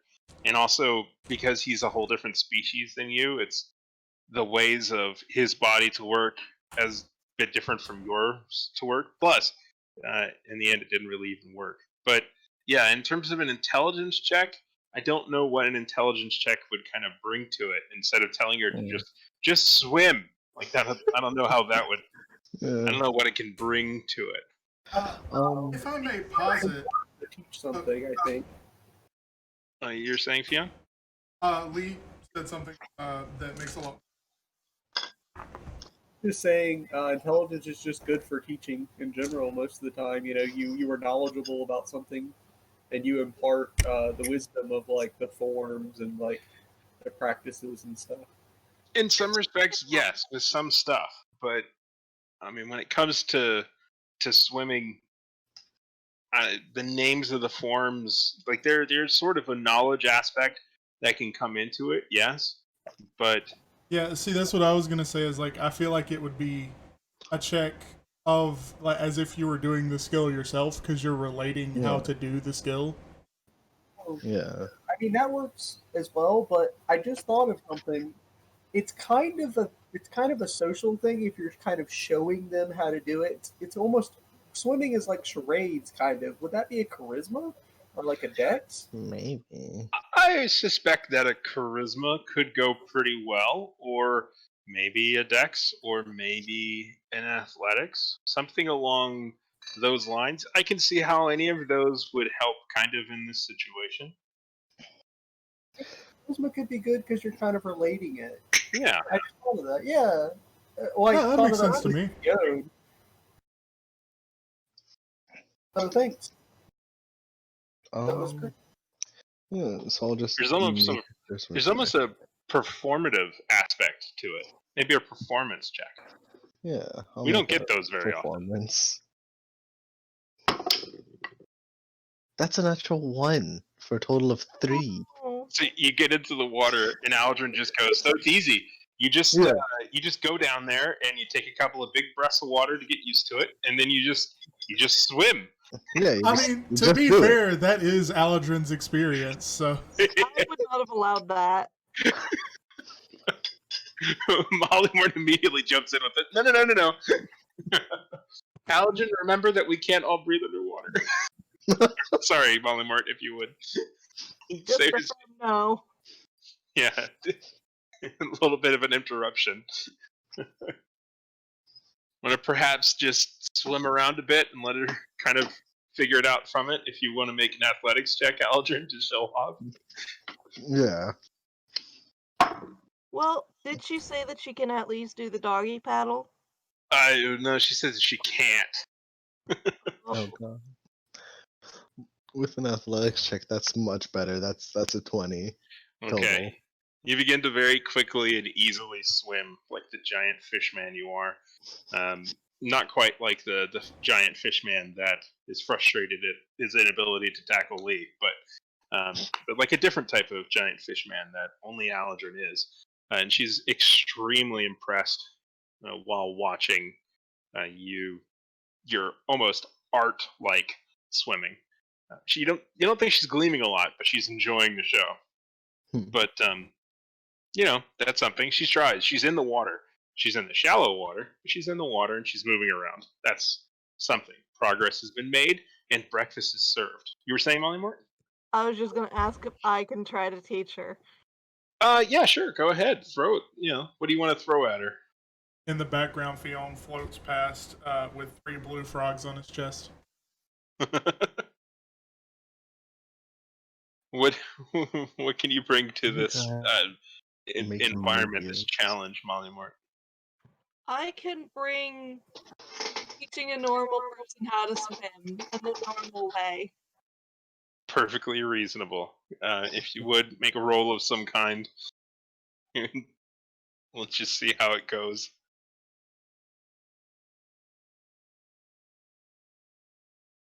Fingers crossed.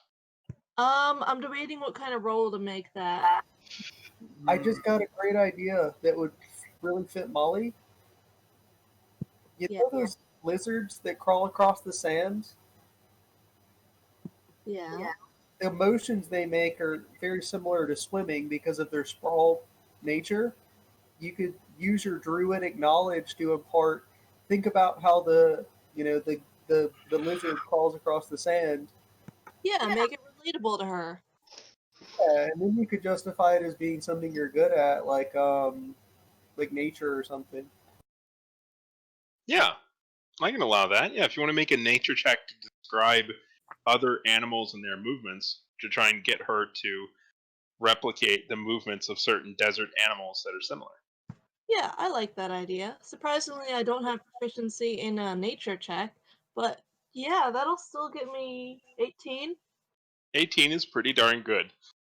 With that, she is able to kind of get some movement in the water. Not a lot. She doesn't go deep, but it's movement. She's moving around. Smart.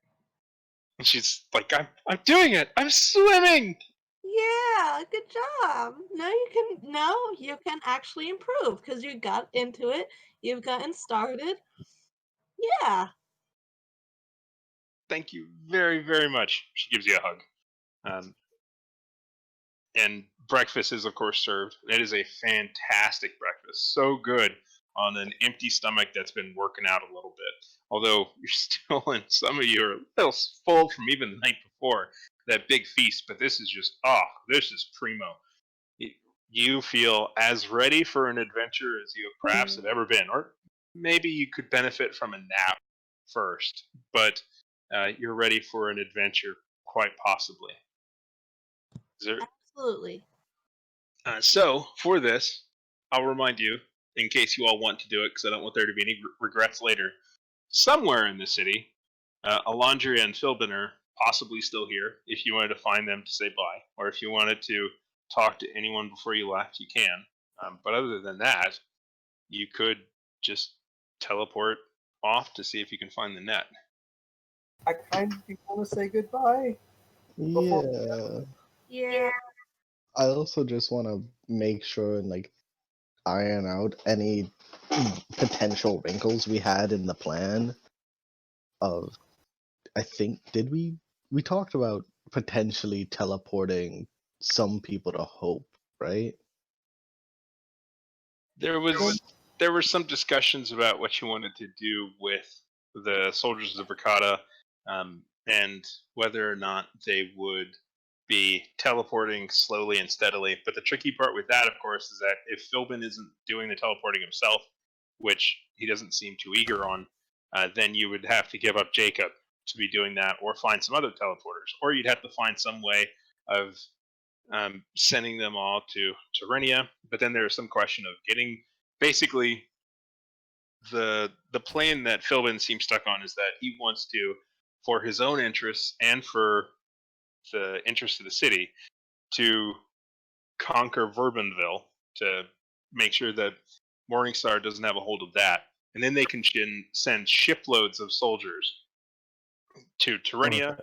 and hopefully in Terenia, with the help of oh man, what was his name? Hang on, Diamor, Beamgilder, with the help of Beamgilder, the current head of the Wizards School of Verbanville, they can hopefully bring in whole shiploads of troops into Hope. Yeah, okay. That's where my confusion was. I thought Philbin was gonna start the teleportation process while they try and retake Verbanville. Well, I know you guys wanted to, but Philbin Yeah. seems like he doesn't want, because he's the only one in the city that can teleport, and he doesn't want to do it. And so he's like, if you can give up Jacob to do it, sure, but then you guys wouldn't have Jacob. Yeah, okay. So they're gonna start trying to take over Verbanville. I think that's a good plan.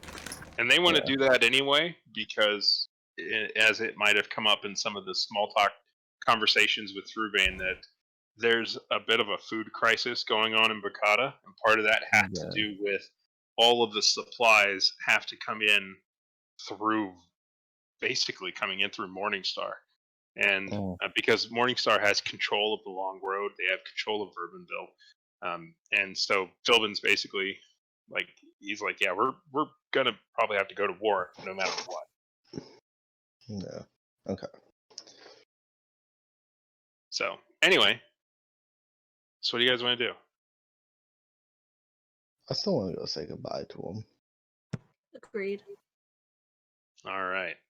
So they said they were going to go find their own place to stay. You don't really know where that is, and they don't really know the city well enough to find a place. Where do you want to start looking for them? Do you want to look for the inns and taverns? Do you want to... I don't know if Lee would let them go without knowing where they're going to stay. Well, they insisted that they go on their own. I'm gonna start at Reni's place. Yeah, I mean, at the very least, we should tell Arini that we're going, and then she might be able to spread the word.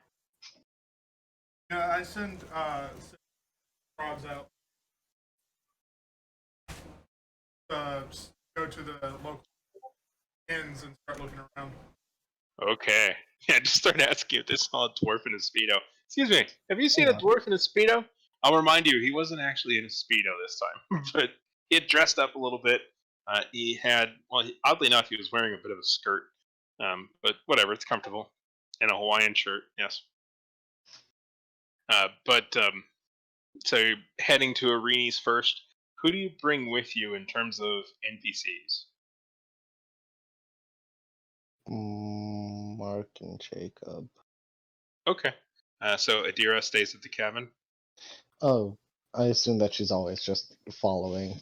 In this particular instance, like she's, she knows that you're with your gang now. She knows that you've got serious work to do. She knows that she might get in the way, especially seeing how you all work together and how you're very different when you're with them as when you're with her. And she'll tell you this. She'll have this conversation with you separately from them. Like she's just like, I'll be here when you come back, but I'm not gonna. I don't want to be your anchor. I mean, I want to be your anchor, but like not the bad kind She can come with us if she really wants to. I'm not going to stop her. But But if she's she like, feels I don't. more comfortable staying here, Yeah, she's like, I know you're not gonna stop me, but if you don't want me to go, it's okay. I can stay. I mean, I told you I'd take you to see the world. This is seeing the world. So. All right, she'll go with you excitedly. Keep in mind, that's one more added to the number of people that can teleport. Oh, yeah. That number's getting smaller and smaller. You're running out of seats pretty darn fast. Yeah, hush it, Ormus. The private conversation between Aldrin and this random lady he found in the desert. I'm restrained from talking too, so. This random lady who saved my life. Whose father saved my life. Yeah, exactly. So. Hold on, wait. She was a part of basically a commune. Yeah, basically. So, have we asked if any of the other air quotes druids could wild shape that she knew in her? Nope. Okay, She's heard stories. She's heard the stories. She knows the language. She thinks. Anyway, so the retinue and everyone head off to Arini's, giving a knock, bright and early morning. Soon enough, the door is answered by Arini, and inside you can see that the room, often the windows open wide for the morning air or bringing in the sun quite bright, are actually shuttered. It's almost dark inside. It's almost gloomy in some respects. And of course, you see why. Zilra is eating a muffin at the table, and they both, basically like, oh, hey guys, you want to come in? Yeah, hey Zora, how's work been? Oh, it's fine. Just busy and complicated. I just made some tea. I didn't make enough for everyone, but I can make more. Should I make more? You guys gonna stay or? I think we're passing through is all. Yeah. All right. On the walk, Ormus, if you ask Adira, so what kind of magic can you do? She's basically just like, not a lot, if I'm being honest, but I'm getting better every day. So you're just kind of passing through. Irene just kind of nods, sips her tea. Yeah, we just came to look for Philbin and Andrea because we were going to leave to go look for the net, and we wanted to talk with them and figure some stuff out. Well, I haven't seen Philbin. I didn't even know he was back in town. Yeah, he just showed up yesterday. He might have left already. I hope not. Well, if I see him, I'll tell him you're looking for him, I guess. All right, thanks. I also did want to tell you that we're leaving, just in case, She nods. Zora also nods. Are you going towards my home? No, sorry. Why? Did you want to head home? We could have sent you home if you wanted. I'm sorry. We should have offered that a while ago. We've been very busy. She shakes her head and she says, "This is fine. Well, Still not sure what you needed the necromancer for. I haven't been able to see the rock in a while." yeah, that's what I was about to ask. Is like, what that? Yeah, she says that it's been difficult to the I, at this one, um, Arini says that since the queen has kind of moved in, that it's a little awkward to bring her in to go look at the heart. They got to be more careful. There's more people, and Zora's somewhat unusual, so they haven't been able to go and spend much time with it. And Well, Zora hasn't really gained much in terms of a knowledge or understanding about it. the heart's kind of hidden, isn't it? It is hidden. It is within a bunker that is underneath the courtyard between the two castles, one now occupied by the king and the other by the queen, and it is seemingly only accessible by secret passages, one with each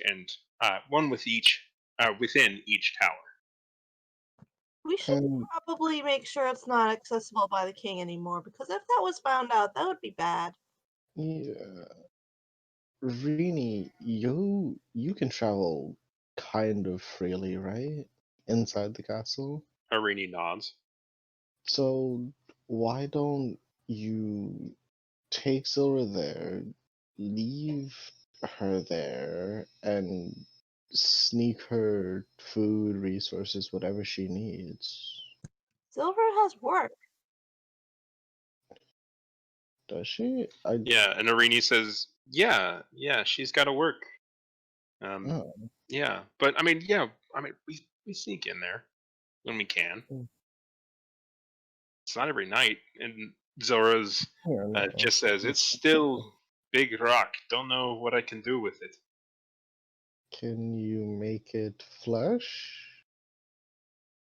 Eh? Flash?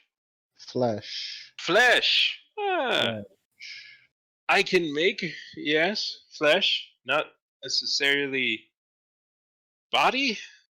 If I may, I believe the plan was after we get the net was to come back and talk with Bahamut and go and find Bahamut's body, and Mhm. that's where Zora's help will really come in. When you can combine more, potentially converting or building what body is left or damaged, and then once there's something of a body, perhaps using the aid of a priestess of Sheila to move his living soul from where it is now, or perhaps even the egg if he returns the body to Mika, which he probably will, but move it from that vessel to a dead body that is potentially able to be habitable by life, having been created by Zora. That's something I should have asked about during the dinner date. Just how long? Well, what happens to a dragon's body after they die? Does it rot like a normal body, or does something special happen to it? That's Uh, too late now. yeah, but if you, well, anyway, it is too late now. Yeah. But you might want to write that down in the questions of things to ask and figure out what can happen to a dragon's body when they die. Yeah. But well, anyway, Theon kind of asked that question a little bit when he asked like what happens to the gold? Well, Lee Yeah. asked what happens to the gold when they die, and Oh, I think it's bones. oh no, the gold. Lee was curious about the gold. Their answer was the bones. What happens to your bones when you die? The answer essentially being that what happens to dragon bodies is, at least in what they're saying, probably pretty similar to what happens to most bodies. They could be incorrect. It's an important part to remember, as they mention themselves. Fruebane said he had never met he'd never known of a dragon that had died of natural causes. They're raised oftentimes never meeting their parents or siblings. Many Also- dragons never meet other dragons. Also, this isn't a normal dragon we're talking about. I was And- gonna say that Yeah. too. Yeah, this is a very different dragon, and you're not even quite sure if it died because obviously he's still alive in a sense. His soul is still here, so there's no real way for you to know for sure what to expect. Yeah, the question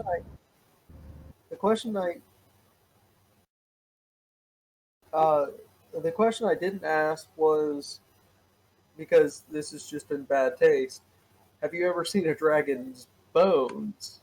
Because if they haven't Yeah. seen that, yep. So That would have been in bad taste. But I will throw this out there, Aldrin. mhm. You recently met an individual. You recently met a fellow, a dwarf, that introduced himself, or rather, that's what he introduced himself, although he did. Anyway, that's not the point. A fellow by the name of Galen that was in the possession of a chest that was bound with iron and had no clasps nor hinges. It was a box that seemingly was crafted with the intention of never being opened, or at least not being easily opened.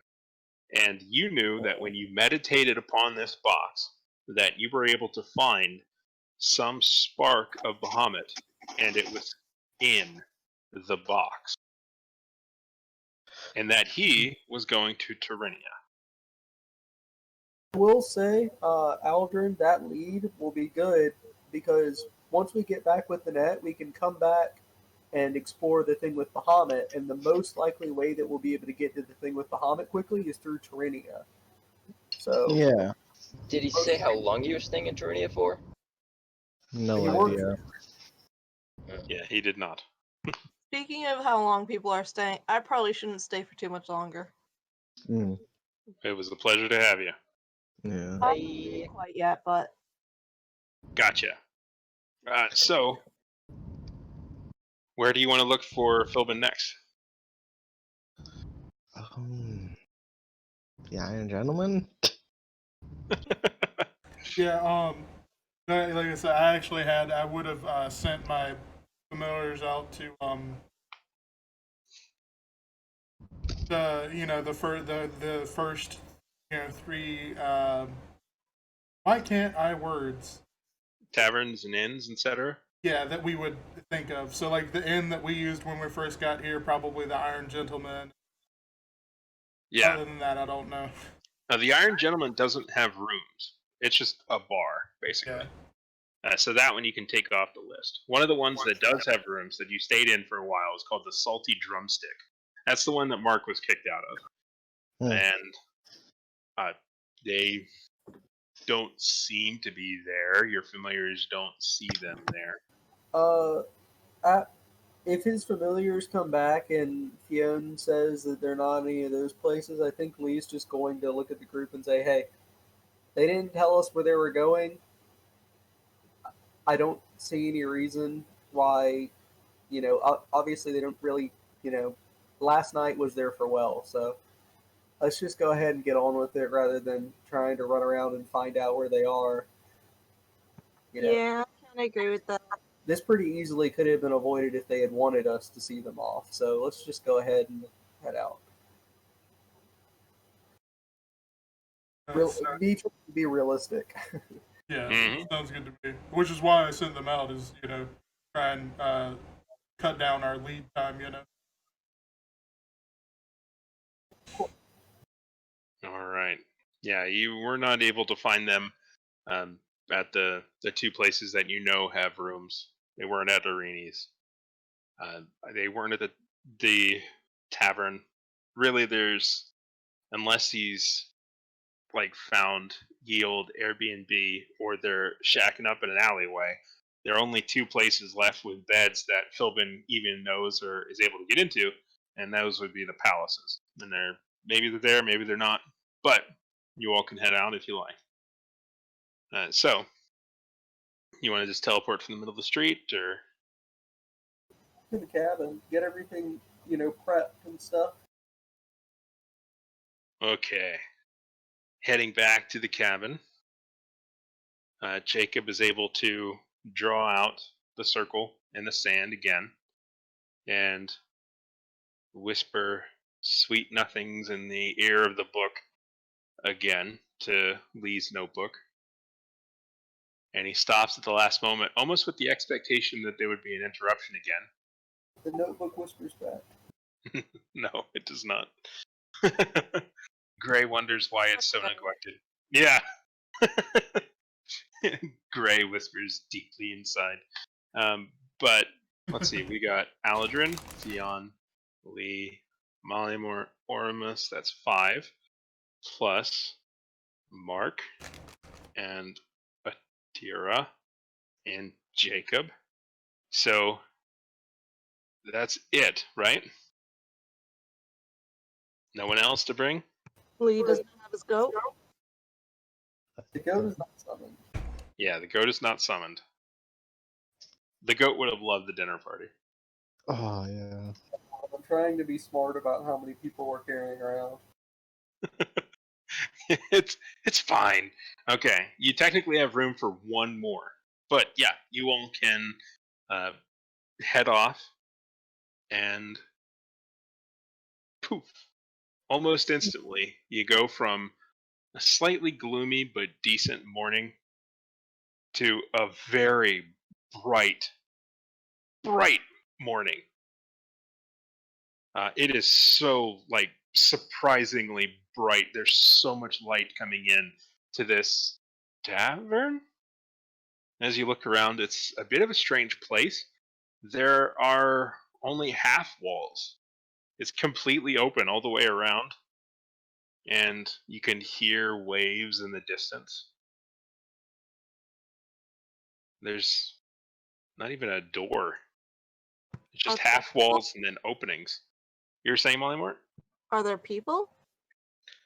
You don't really see anyone inside per se. You do see quite a few people kind of milling around in the distance, but it looks to be quite empty in this room. This apparently, I mean, judging from the very long tables with benches and some bar, and then a bar with some stools on it, this is apparently some kind of a tavern. Expected. Hmm? Unexpected. I did remember asking him to give him to a tavern on the main island that he was headed to. I don't remember the name of it again, but I know this is the main island that the boat was headed to on the Teal Archipelago. You can probably check your notebook real quick, and you can see that the name of the island was Asnella. I definitely didn't have a note of that, unfortunately. You didn't write that in the notebook that Lee had? Could have, but I have a list of notes that I've been trying to take, and That's fine. that doesn't even ring a bell for me, which is kind of rare. That's fine. But yeah, he was taking it to the island of Asnella. And apparently he got there. Apparently old Borgin got it there. Ask somebody nearby. This is the island of Asnella, right? If Lee is supposed to know that. It depends on whether or not Lee would have. It's entirely possible that Lee could have forgotten. And if Lee didn't write it down in his notebook, it's possible that Lee doesn't remember the name of the island either. Would Lee have written it down? Since I didn't write it down, it makes me think that Lee wouldn't have. But if that's something he needs to know, I think he probably wrote it down. I don't think he needs to know it. It's perfectly fine to forget where you guys are going. And for all you know, this isn't even that island. Where we are. Yeah, you just appeared in this place. It's very bright. It smells amazing. It's hot. Up to somebody and Where grab are them by their collar and be like, "Where are we?" I don't know. It smells You like brought us salted here. fruit.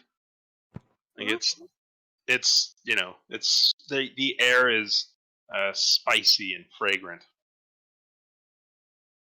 And it's like the good kind of fish too. Like not like rotten fish, but it's It's like the good kind of fish, like the remainder of shellfish water, essence of shellfish. It's like Old Bay. Old Bay is you're in an old bay, Ah, yes. an old sweet bay. Okay, I've gone too far. Dion takes a deep breath and he reminds me of home. Think this looks greatly. I know. Well, I guess we should walk outside and going on.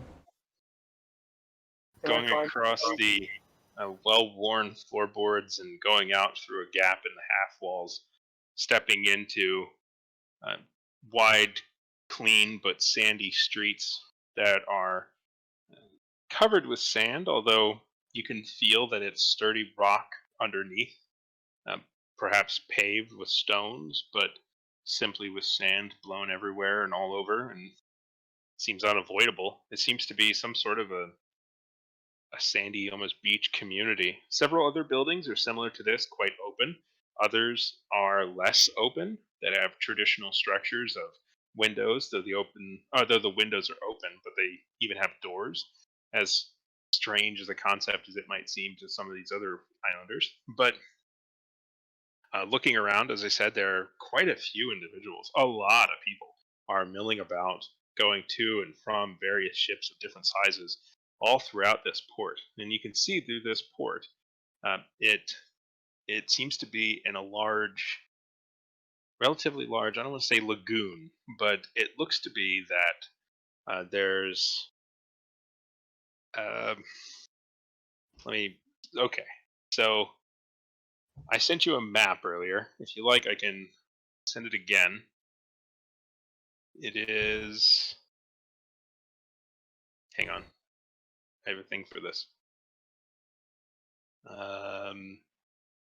You can determine that you are, and by also grabbing someone and asking, "Where are we?"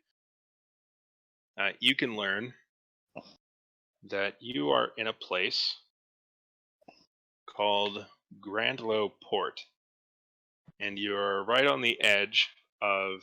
Okay, I probably should have put it on the other side so you can see it, but basically, there's like a C-shaped section of water. There's a bit of an island in the center, and this is a relatively large island, quite large, several miles across. But basically, your big view is just this port that wraps partway around this circular section of water that is just gleaming white and blue beaches, and people of various races going about their business. You can see that there are several dwarves, and elves, and half elves, and you can even see even a couple of gnomes going about their work. Mm-hmm. And they seem to be. There looks like there's a variety of fishermen, but there are also a lot of traders, and they seem to be bringing stuff's being taken off of ships, being loaded onto ships. A lot of it does seem to be kind of import-export. Yonder, can I request that you send the map to the game feed channel? Sure. Thank you. Okay, let me see here. Zoop zoop.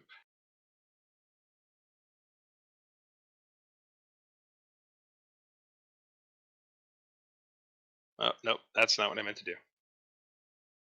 I mean, that one isn't bad to send in there either, but yeah. Yeah, for context. Ah, there we go. Thank you. You could perhaps even find a mural of this, of an artistic rendition of what the Teal Shadow Archipelago would look like from the air if anyone were able to fly. A bird's eye view, so to speak. But yeah, you find yourself on a warm, almost tropical-esque island. There's like coconuts and colorful birds. Nice. It's paradise. Most of the buildings, I'll add, are made of either sun-washed or rather sun-bleached wood, or of a kind of, it's not quite stone, although there are quite a bit white stones kind of impacted everywhere, but It looks to be some kind of a mortar mixed with a light sand that's just been sun dried over time. The buildings are all very bright, and they're almost organic in shape in many respects. The fairly consistent. There are a tremendous amount of sails up for. You don't know if they're for shade or for collecting water or both. But there are, like large sails on buildings, colorful sails, different colors, lots of colors, different from the drab, muddy, kind of boring Hope to this sandy paradise, and most especially a step above the stinking horror that is Bacata. Wow. Sorry. Well, I'll go up to a stranger and ask them, "Hey, do you have a second? Yeah. We're tourists, in case it wasn't blatantly obvious. Can you tell us where I could get some information about this place?" Sure. What kind of information? Um, uh, Lee, I how don't would know we what. find this guy? Huh? How would we find this guy? I know what island he lives on. We would just need information on like where the islands are and how to get to specific island. He's from the town of Townie on the island of Elitos. And the fellow nods and says, "I know that place. Good fishing there." Yeah, can you direct us towards like a ferry or something to be ridden out there? We Well, will. there's not a lot of ferries, but if you go out and you he kind of points and he says, if you go out and you talk to some of the fishermen, you might be able to charter one. One's good. It's a bit of a long go. Long. I was gonna say I could just swim there, but I feel like that's gonna take even longer. For anybody but Aladrin, yes. Yeah. How long of a Are- go is it? Well, and he kind of looks at everybody and he's like, well, now that I look at how many you are, if you're all going to go, you might want to consider maybe talking to one of their cargo ships. It's a lot of you, although they don't really have much in the way of docks there. But it might take a couple of hours. Depends on if the wind's with you or if you are in one of the paddle jobbies. We Couple can- hours. we would- Can you repeat that? we can make the winds with us. Maybe. But yeah, a couple hours is fine. Just point us in the direction of the docks, please. Like the direction of the docks? Yeah, or can we just not like see them? Oh, they're right there. They're just they make up the vast majority of the city. It is a large encirclement, maybe half mile to a mile wide, that goes part way around this circular section of water. I mean, it's unavoidable. I will thank him. Say, my name is Lee. We're the Blue Tempest, and I'll slip him a silver into his hand. Oh, thank you, sir. Much appreciated. I give Lee a thumbs up, somewhat subtly. And I guess I'll walk towards where some of the ships are lined up. Okay. Heading towards some of the ships. You have quite a few to choose from. It looks like you can definitely tell, as I said, the difference between the locals and potentially some of the traders because, well, they look very different in terms of clothing and also in terms of ships. Most of the small fishing ships are manually operated. They're not really big sailing ships, though there are some smaller sailing ships. You, Lee, having spent some time sort of in kind of this area in seeing some of these other ships, you can tell which ones are deep water ships and which ones are shallow water ships, and which ones basically probably go between the islands and they probably don't go far, and which ones probably sail on the sea. Uh, so I- which ones would you like to go to? Let's not worry about the sea as much because we just need some to get quickly from island to island. So let's start with the shallow water ships, and if we can't find anything we like, we can try for a deep water ship. Yeah. All Does that right. make sense? So heading towards one of the shallow water ships. Yeah, but come on, guys, let's go over here. Yeah, just Smaller. following. You're saying? Oh, following? Yeah, just because, like, yeah. Just saying that Fion's not doing much because he's not a good talker, and this is a lot of negotiating and stuff, you know? That's perfectly fair. How small are these shallow water ships? You said are they significantly smaller? Basically the same size as the one that you were on several weeks ago, in that they are significantly smaller than the deep water ships, but that's okay. They got more than enough room for you guys for a couple of hours if you can convince somebody to take you there. I'll walk up to one and I'll say, "Hey, I'd like to ask about passage. If I can see anybody like walking by that looks like they might, that's obviously with the ship and looks like they might know what they're doing. Looks like they're walking with purpose." Okay. Yeah, maybe make a charisma check or something to try and get their attention and talk to them, or like it's in terms of walking with purpose. Everyone's walking with purpose. There's unloading of cargo and loading of cargo, and people moving around, checking manifests. A couple of people are just kind of talking and slacking, but everyone seems to be working with purpose. I rolled an 8 to get their attention. Yeah, I was All going to right. say, You is just there any way I can, like, help out with that by being... Okay, Huh? sorry. Okay. Wait, what were you saying? I was just going to say, is there any way I can help out by, being 7'10" and Yeah, we're and pretty blue and noticeable. yeah, We're and a just big like group. help wave down.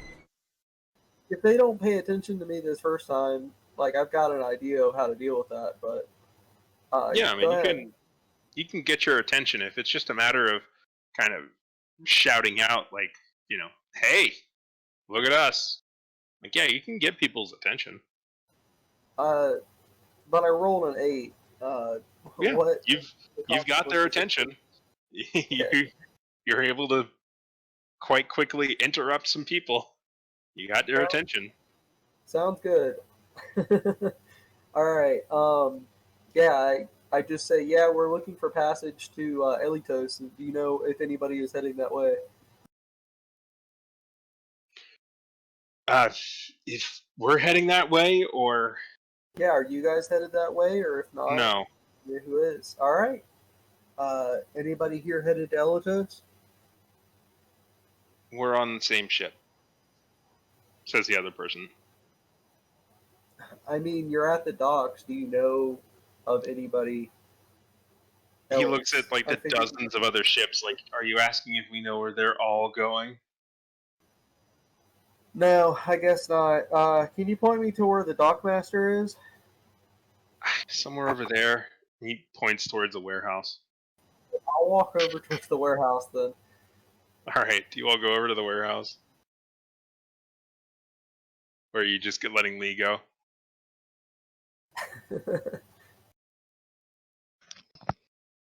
I'm following closely behind Lee, adding an intimidating presence behind his sweet little baby face. My sweet, sweet baby face. Yeah. I'll walk in smiling. Good cop, bad cop. The dad who's standing behind his son while his son tries to talk to the store clerk about something. Yeah, don't talk to me or my son ever again. Exactly. Yeah. And I look like a literal child. Indeed. If we all go together, we're just like Russian nesting dolls. Yeah, I'll go in there and I'll be like, "Hi, can I talk to the dockmaster?" The clerk, I mean. Who was it that I talked to get on the ship at the last place? You just went up and started talking to people on ships. And I until you talked to found a one. clerk. I talked to a clerk first. You did talk to a clerk to see if they could figure out like some ships that might be going in that direction. But yeah, you can talk to this individual that seems to be going over some kind of a checklist. You're not quite sure. Walk up and clear my throat. I The person looks up. And rolled a Ormus, nat- go on. Huh? Go on. What'd you I roll? said I rolled a natural 1. Okay. One moment. Ormus, if you would, for asking the other captains and just going up and asking random people, if you could perhaps roll some kind of a charisma check. But Lee, you rolling a 1. And what skill were you going with in particular? Flat charisma for getting their attention like last time. I guess clearing my throat would seem kind of rude, so that makes sense. Yeah, they look up. Yes. I was wondering if I could inquire about a ship that's headed to Elitos, if you would have that information. Well, we try not to hand out other ships' information. We're not much of a travel agency either. Yeah, we're just looking for passage to get to Elisos. What ship did you come in on? We didn't. The person behind the desk kind of tilts their head a little bit. I'm sure in this part of the world you don't see as much magic, but we actually came in magically. Oh, that's a new one. Do minor illusion sparkles. Yeah. Uh-huh. Yeah, one moment, and they pull out a book, and they kind of go through the book a little bit. Did Molly mend my page back into the book? No, you didn't find the page. You didn't actually even really look. Okay. You can go back and look if you want, or we can say that you did look, but this person is looking over it, and you can see that it seems to be something to do with tariffs, imports, and checklists. And as they're going over it, they're just like, oh. It says that if anyone comes in, anyone that comes off of a ship must go through. Yeah, I guess if you're teleporting, you don't have to go through customs. Well, this is unacceptable. If you'd like us to go through customs, we can do that too, but we do need passage to Elitos. It's of grand importance. Teleportation tax. The law makes it clear you're not required to go through customs if you didn't arrive by ship, or if you didn't swim, or if you didn't walk through other means. There's even one for flying, and she points, and there is one that anyone that flies is still subject to this, but there's nothing about teleporting here. All right. If it would help ease your mind, we can go to customs, but... Well, no, you're not required to go to customs. That's the entire problem. Don't you understand? The book is wrong. The book is wrong. It just needs to be redrafted. The book is wrong. There's no structure to the world. What are we even doing here? Can I make? Oh my God! I'm wasting my life in this. She begins to hyperventilate really hard. Can I make a roll to calm her down? Yes, please. A persuasion, maybe? Sure. Can I use guidance for this? Yes.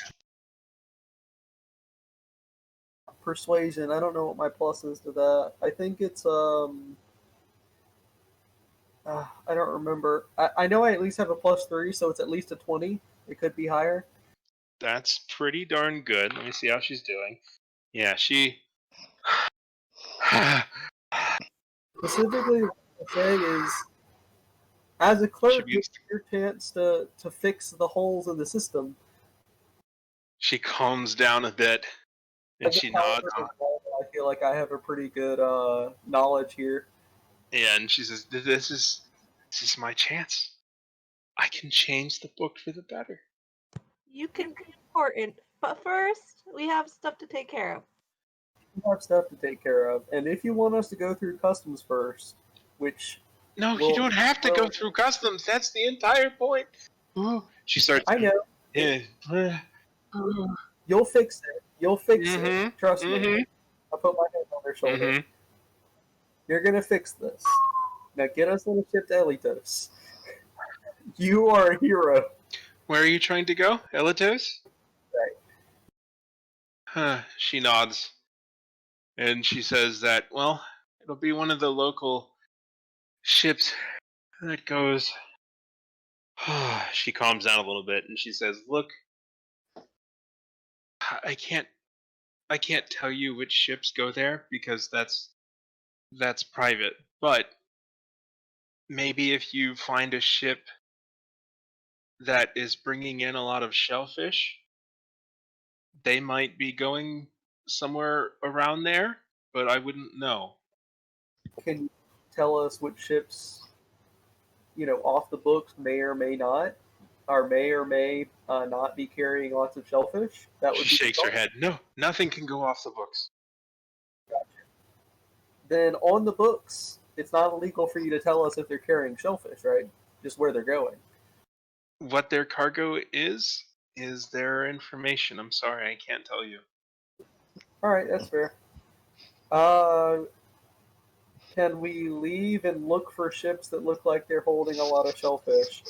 I want to make a perception for this. Yes, you can. Please make a perception check to try and see which ships seem to be offloading shellfish. I rolled a natural one. Fantastic. Oh. Lee goes, "How about this one?" And it's just got big. It's not shellfish. Well, I'll say that much. As he points, it's okay. Let's see. What would a 1 get you in terms of that sort of an instance? Lumber. Yeah, like is it this one? Maybe yeah, this one. And then there's just a crane comes up and it's just got logs. Like, okay, maybe not that This is like a really bad Dora the Explorer episode. one. Okay. Yeah. You guys anyone- think? I turned towards the camera. Would anyone else like to perhaps look for a ship that is offloading shellfish? Absolutely. I'm Go gonna ahead and roll for it. go around to captains Investigation. and dock workers. An investigation could help. Yeah. Fiona, your cats would be very useful here because finding fish. Well, I got a nat 20. Ooh, okay. That is very good. So with your investigation, Molly Mort, you follow the smell of Old Bay because it smells like shellfish, and I know Ormus, but Molly Mort, you kind of follow the scent a little bit closer, and you just try to think, okay, well, hang on, shellfish, they got to be transported in a particular way. You start thinking about the containers that might go to shellfish. You think they got to be kept cool. You start looking for something like it right there. That is a big pile of crates of shellfish, most definitely. And there's a guy right beside it, and Ormus is talking to him. Damn it, Ormus found him first. But basically, you finally get there, and Ormus is just like, "Oh, hey guys." Hey. I roll my eyes exasperatedly. Got us a ride. Aldrin puts down the person he was about to start shaking down for information and smooths their shirt before following the party. The gnome that Aldrin had just picked up, it just kind of with a shaky hand, kind of flattens out his hair again, gulps a little bit. Damn, but it costed. Be nice to the locals. Yeah, I'll be nice to the locals. Did you guys already figure out like payment and passage and how many people we're taking? So, Ormus, would you have figured out in terms of passage and everything? Presumably, I would think, but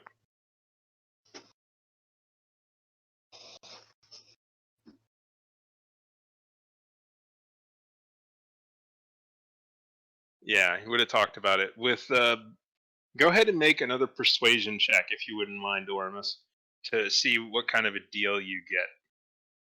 And I say this knowing that you're going to murder.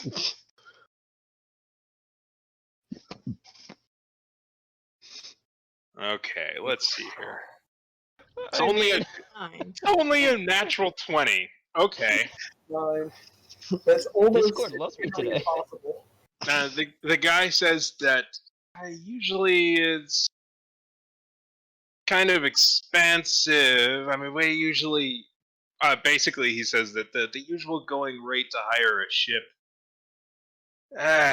is sometimes maybe a silver a mile. But to be honest, you're not going to be on board long enough to eat anything, and we're not going far, and we're already going that way. I can give you a pretty good break. So the distance that you're going, normally this trip would cost each of you 1 gold and 2 silver. But in this instance, since there are 8 of you,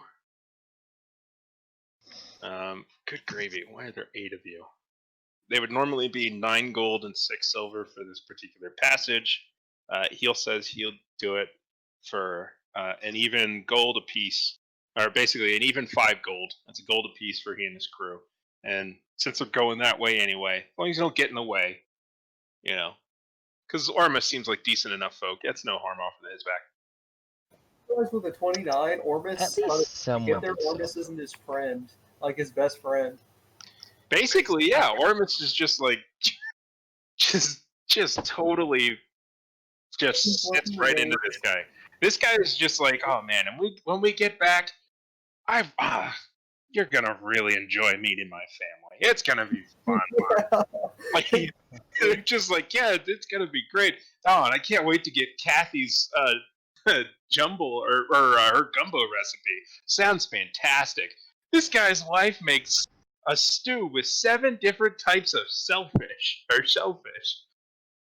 I mean, I just can't imagine it. The way you describe it. I'm gonna have to get Peon in on that.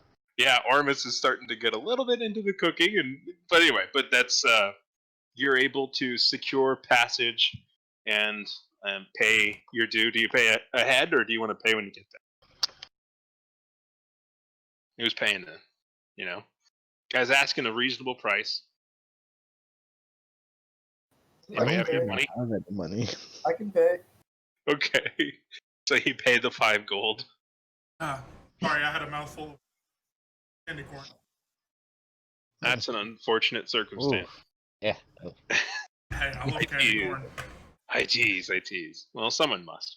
So you're able to pay your dues. They offload the all of the shellfish, and they bring on various goods and things, probably special orders. There's some nets involved, and you were able to soon enough get onto a ship and begin taking your way towards the town of Tanya, that is on the island of Elatos, which is also marked. So you're heading that way, and it's, he says it's about 12 miles away. It's not too far. It'll just take a couple hours to get there. So, Oh, like a small swim. yeah, you could actually swim it. I mean, you'd get there in a fair pace. But we can pick that up next week, and we'll see how you all manage that situation. Hopefully, you will be able to find the owner, or rather the wielder of the net, as easily as he was found previously. Just a heads up, also, I will, the week after that, the 29th, I will not be available. So we'll be, next week we're good if everyone else is good, but the week after that will be a skip. Yeah. All right. So, unless there's anything else, I guess that's it. No. I think Okay. it's the first time in a while I've gotten a natural 20. Yeah. I'm so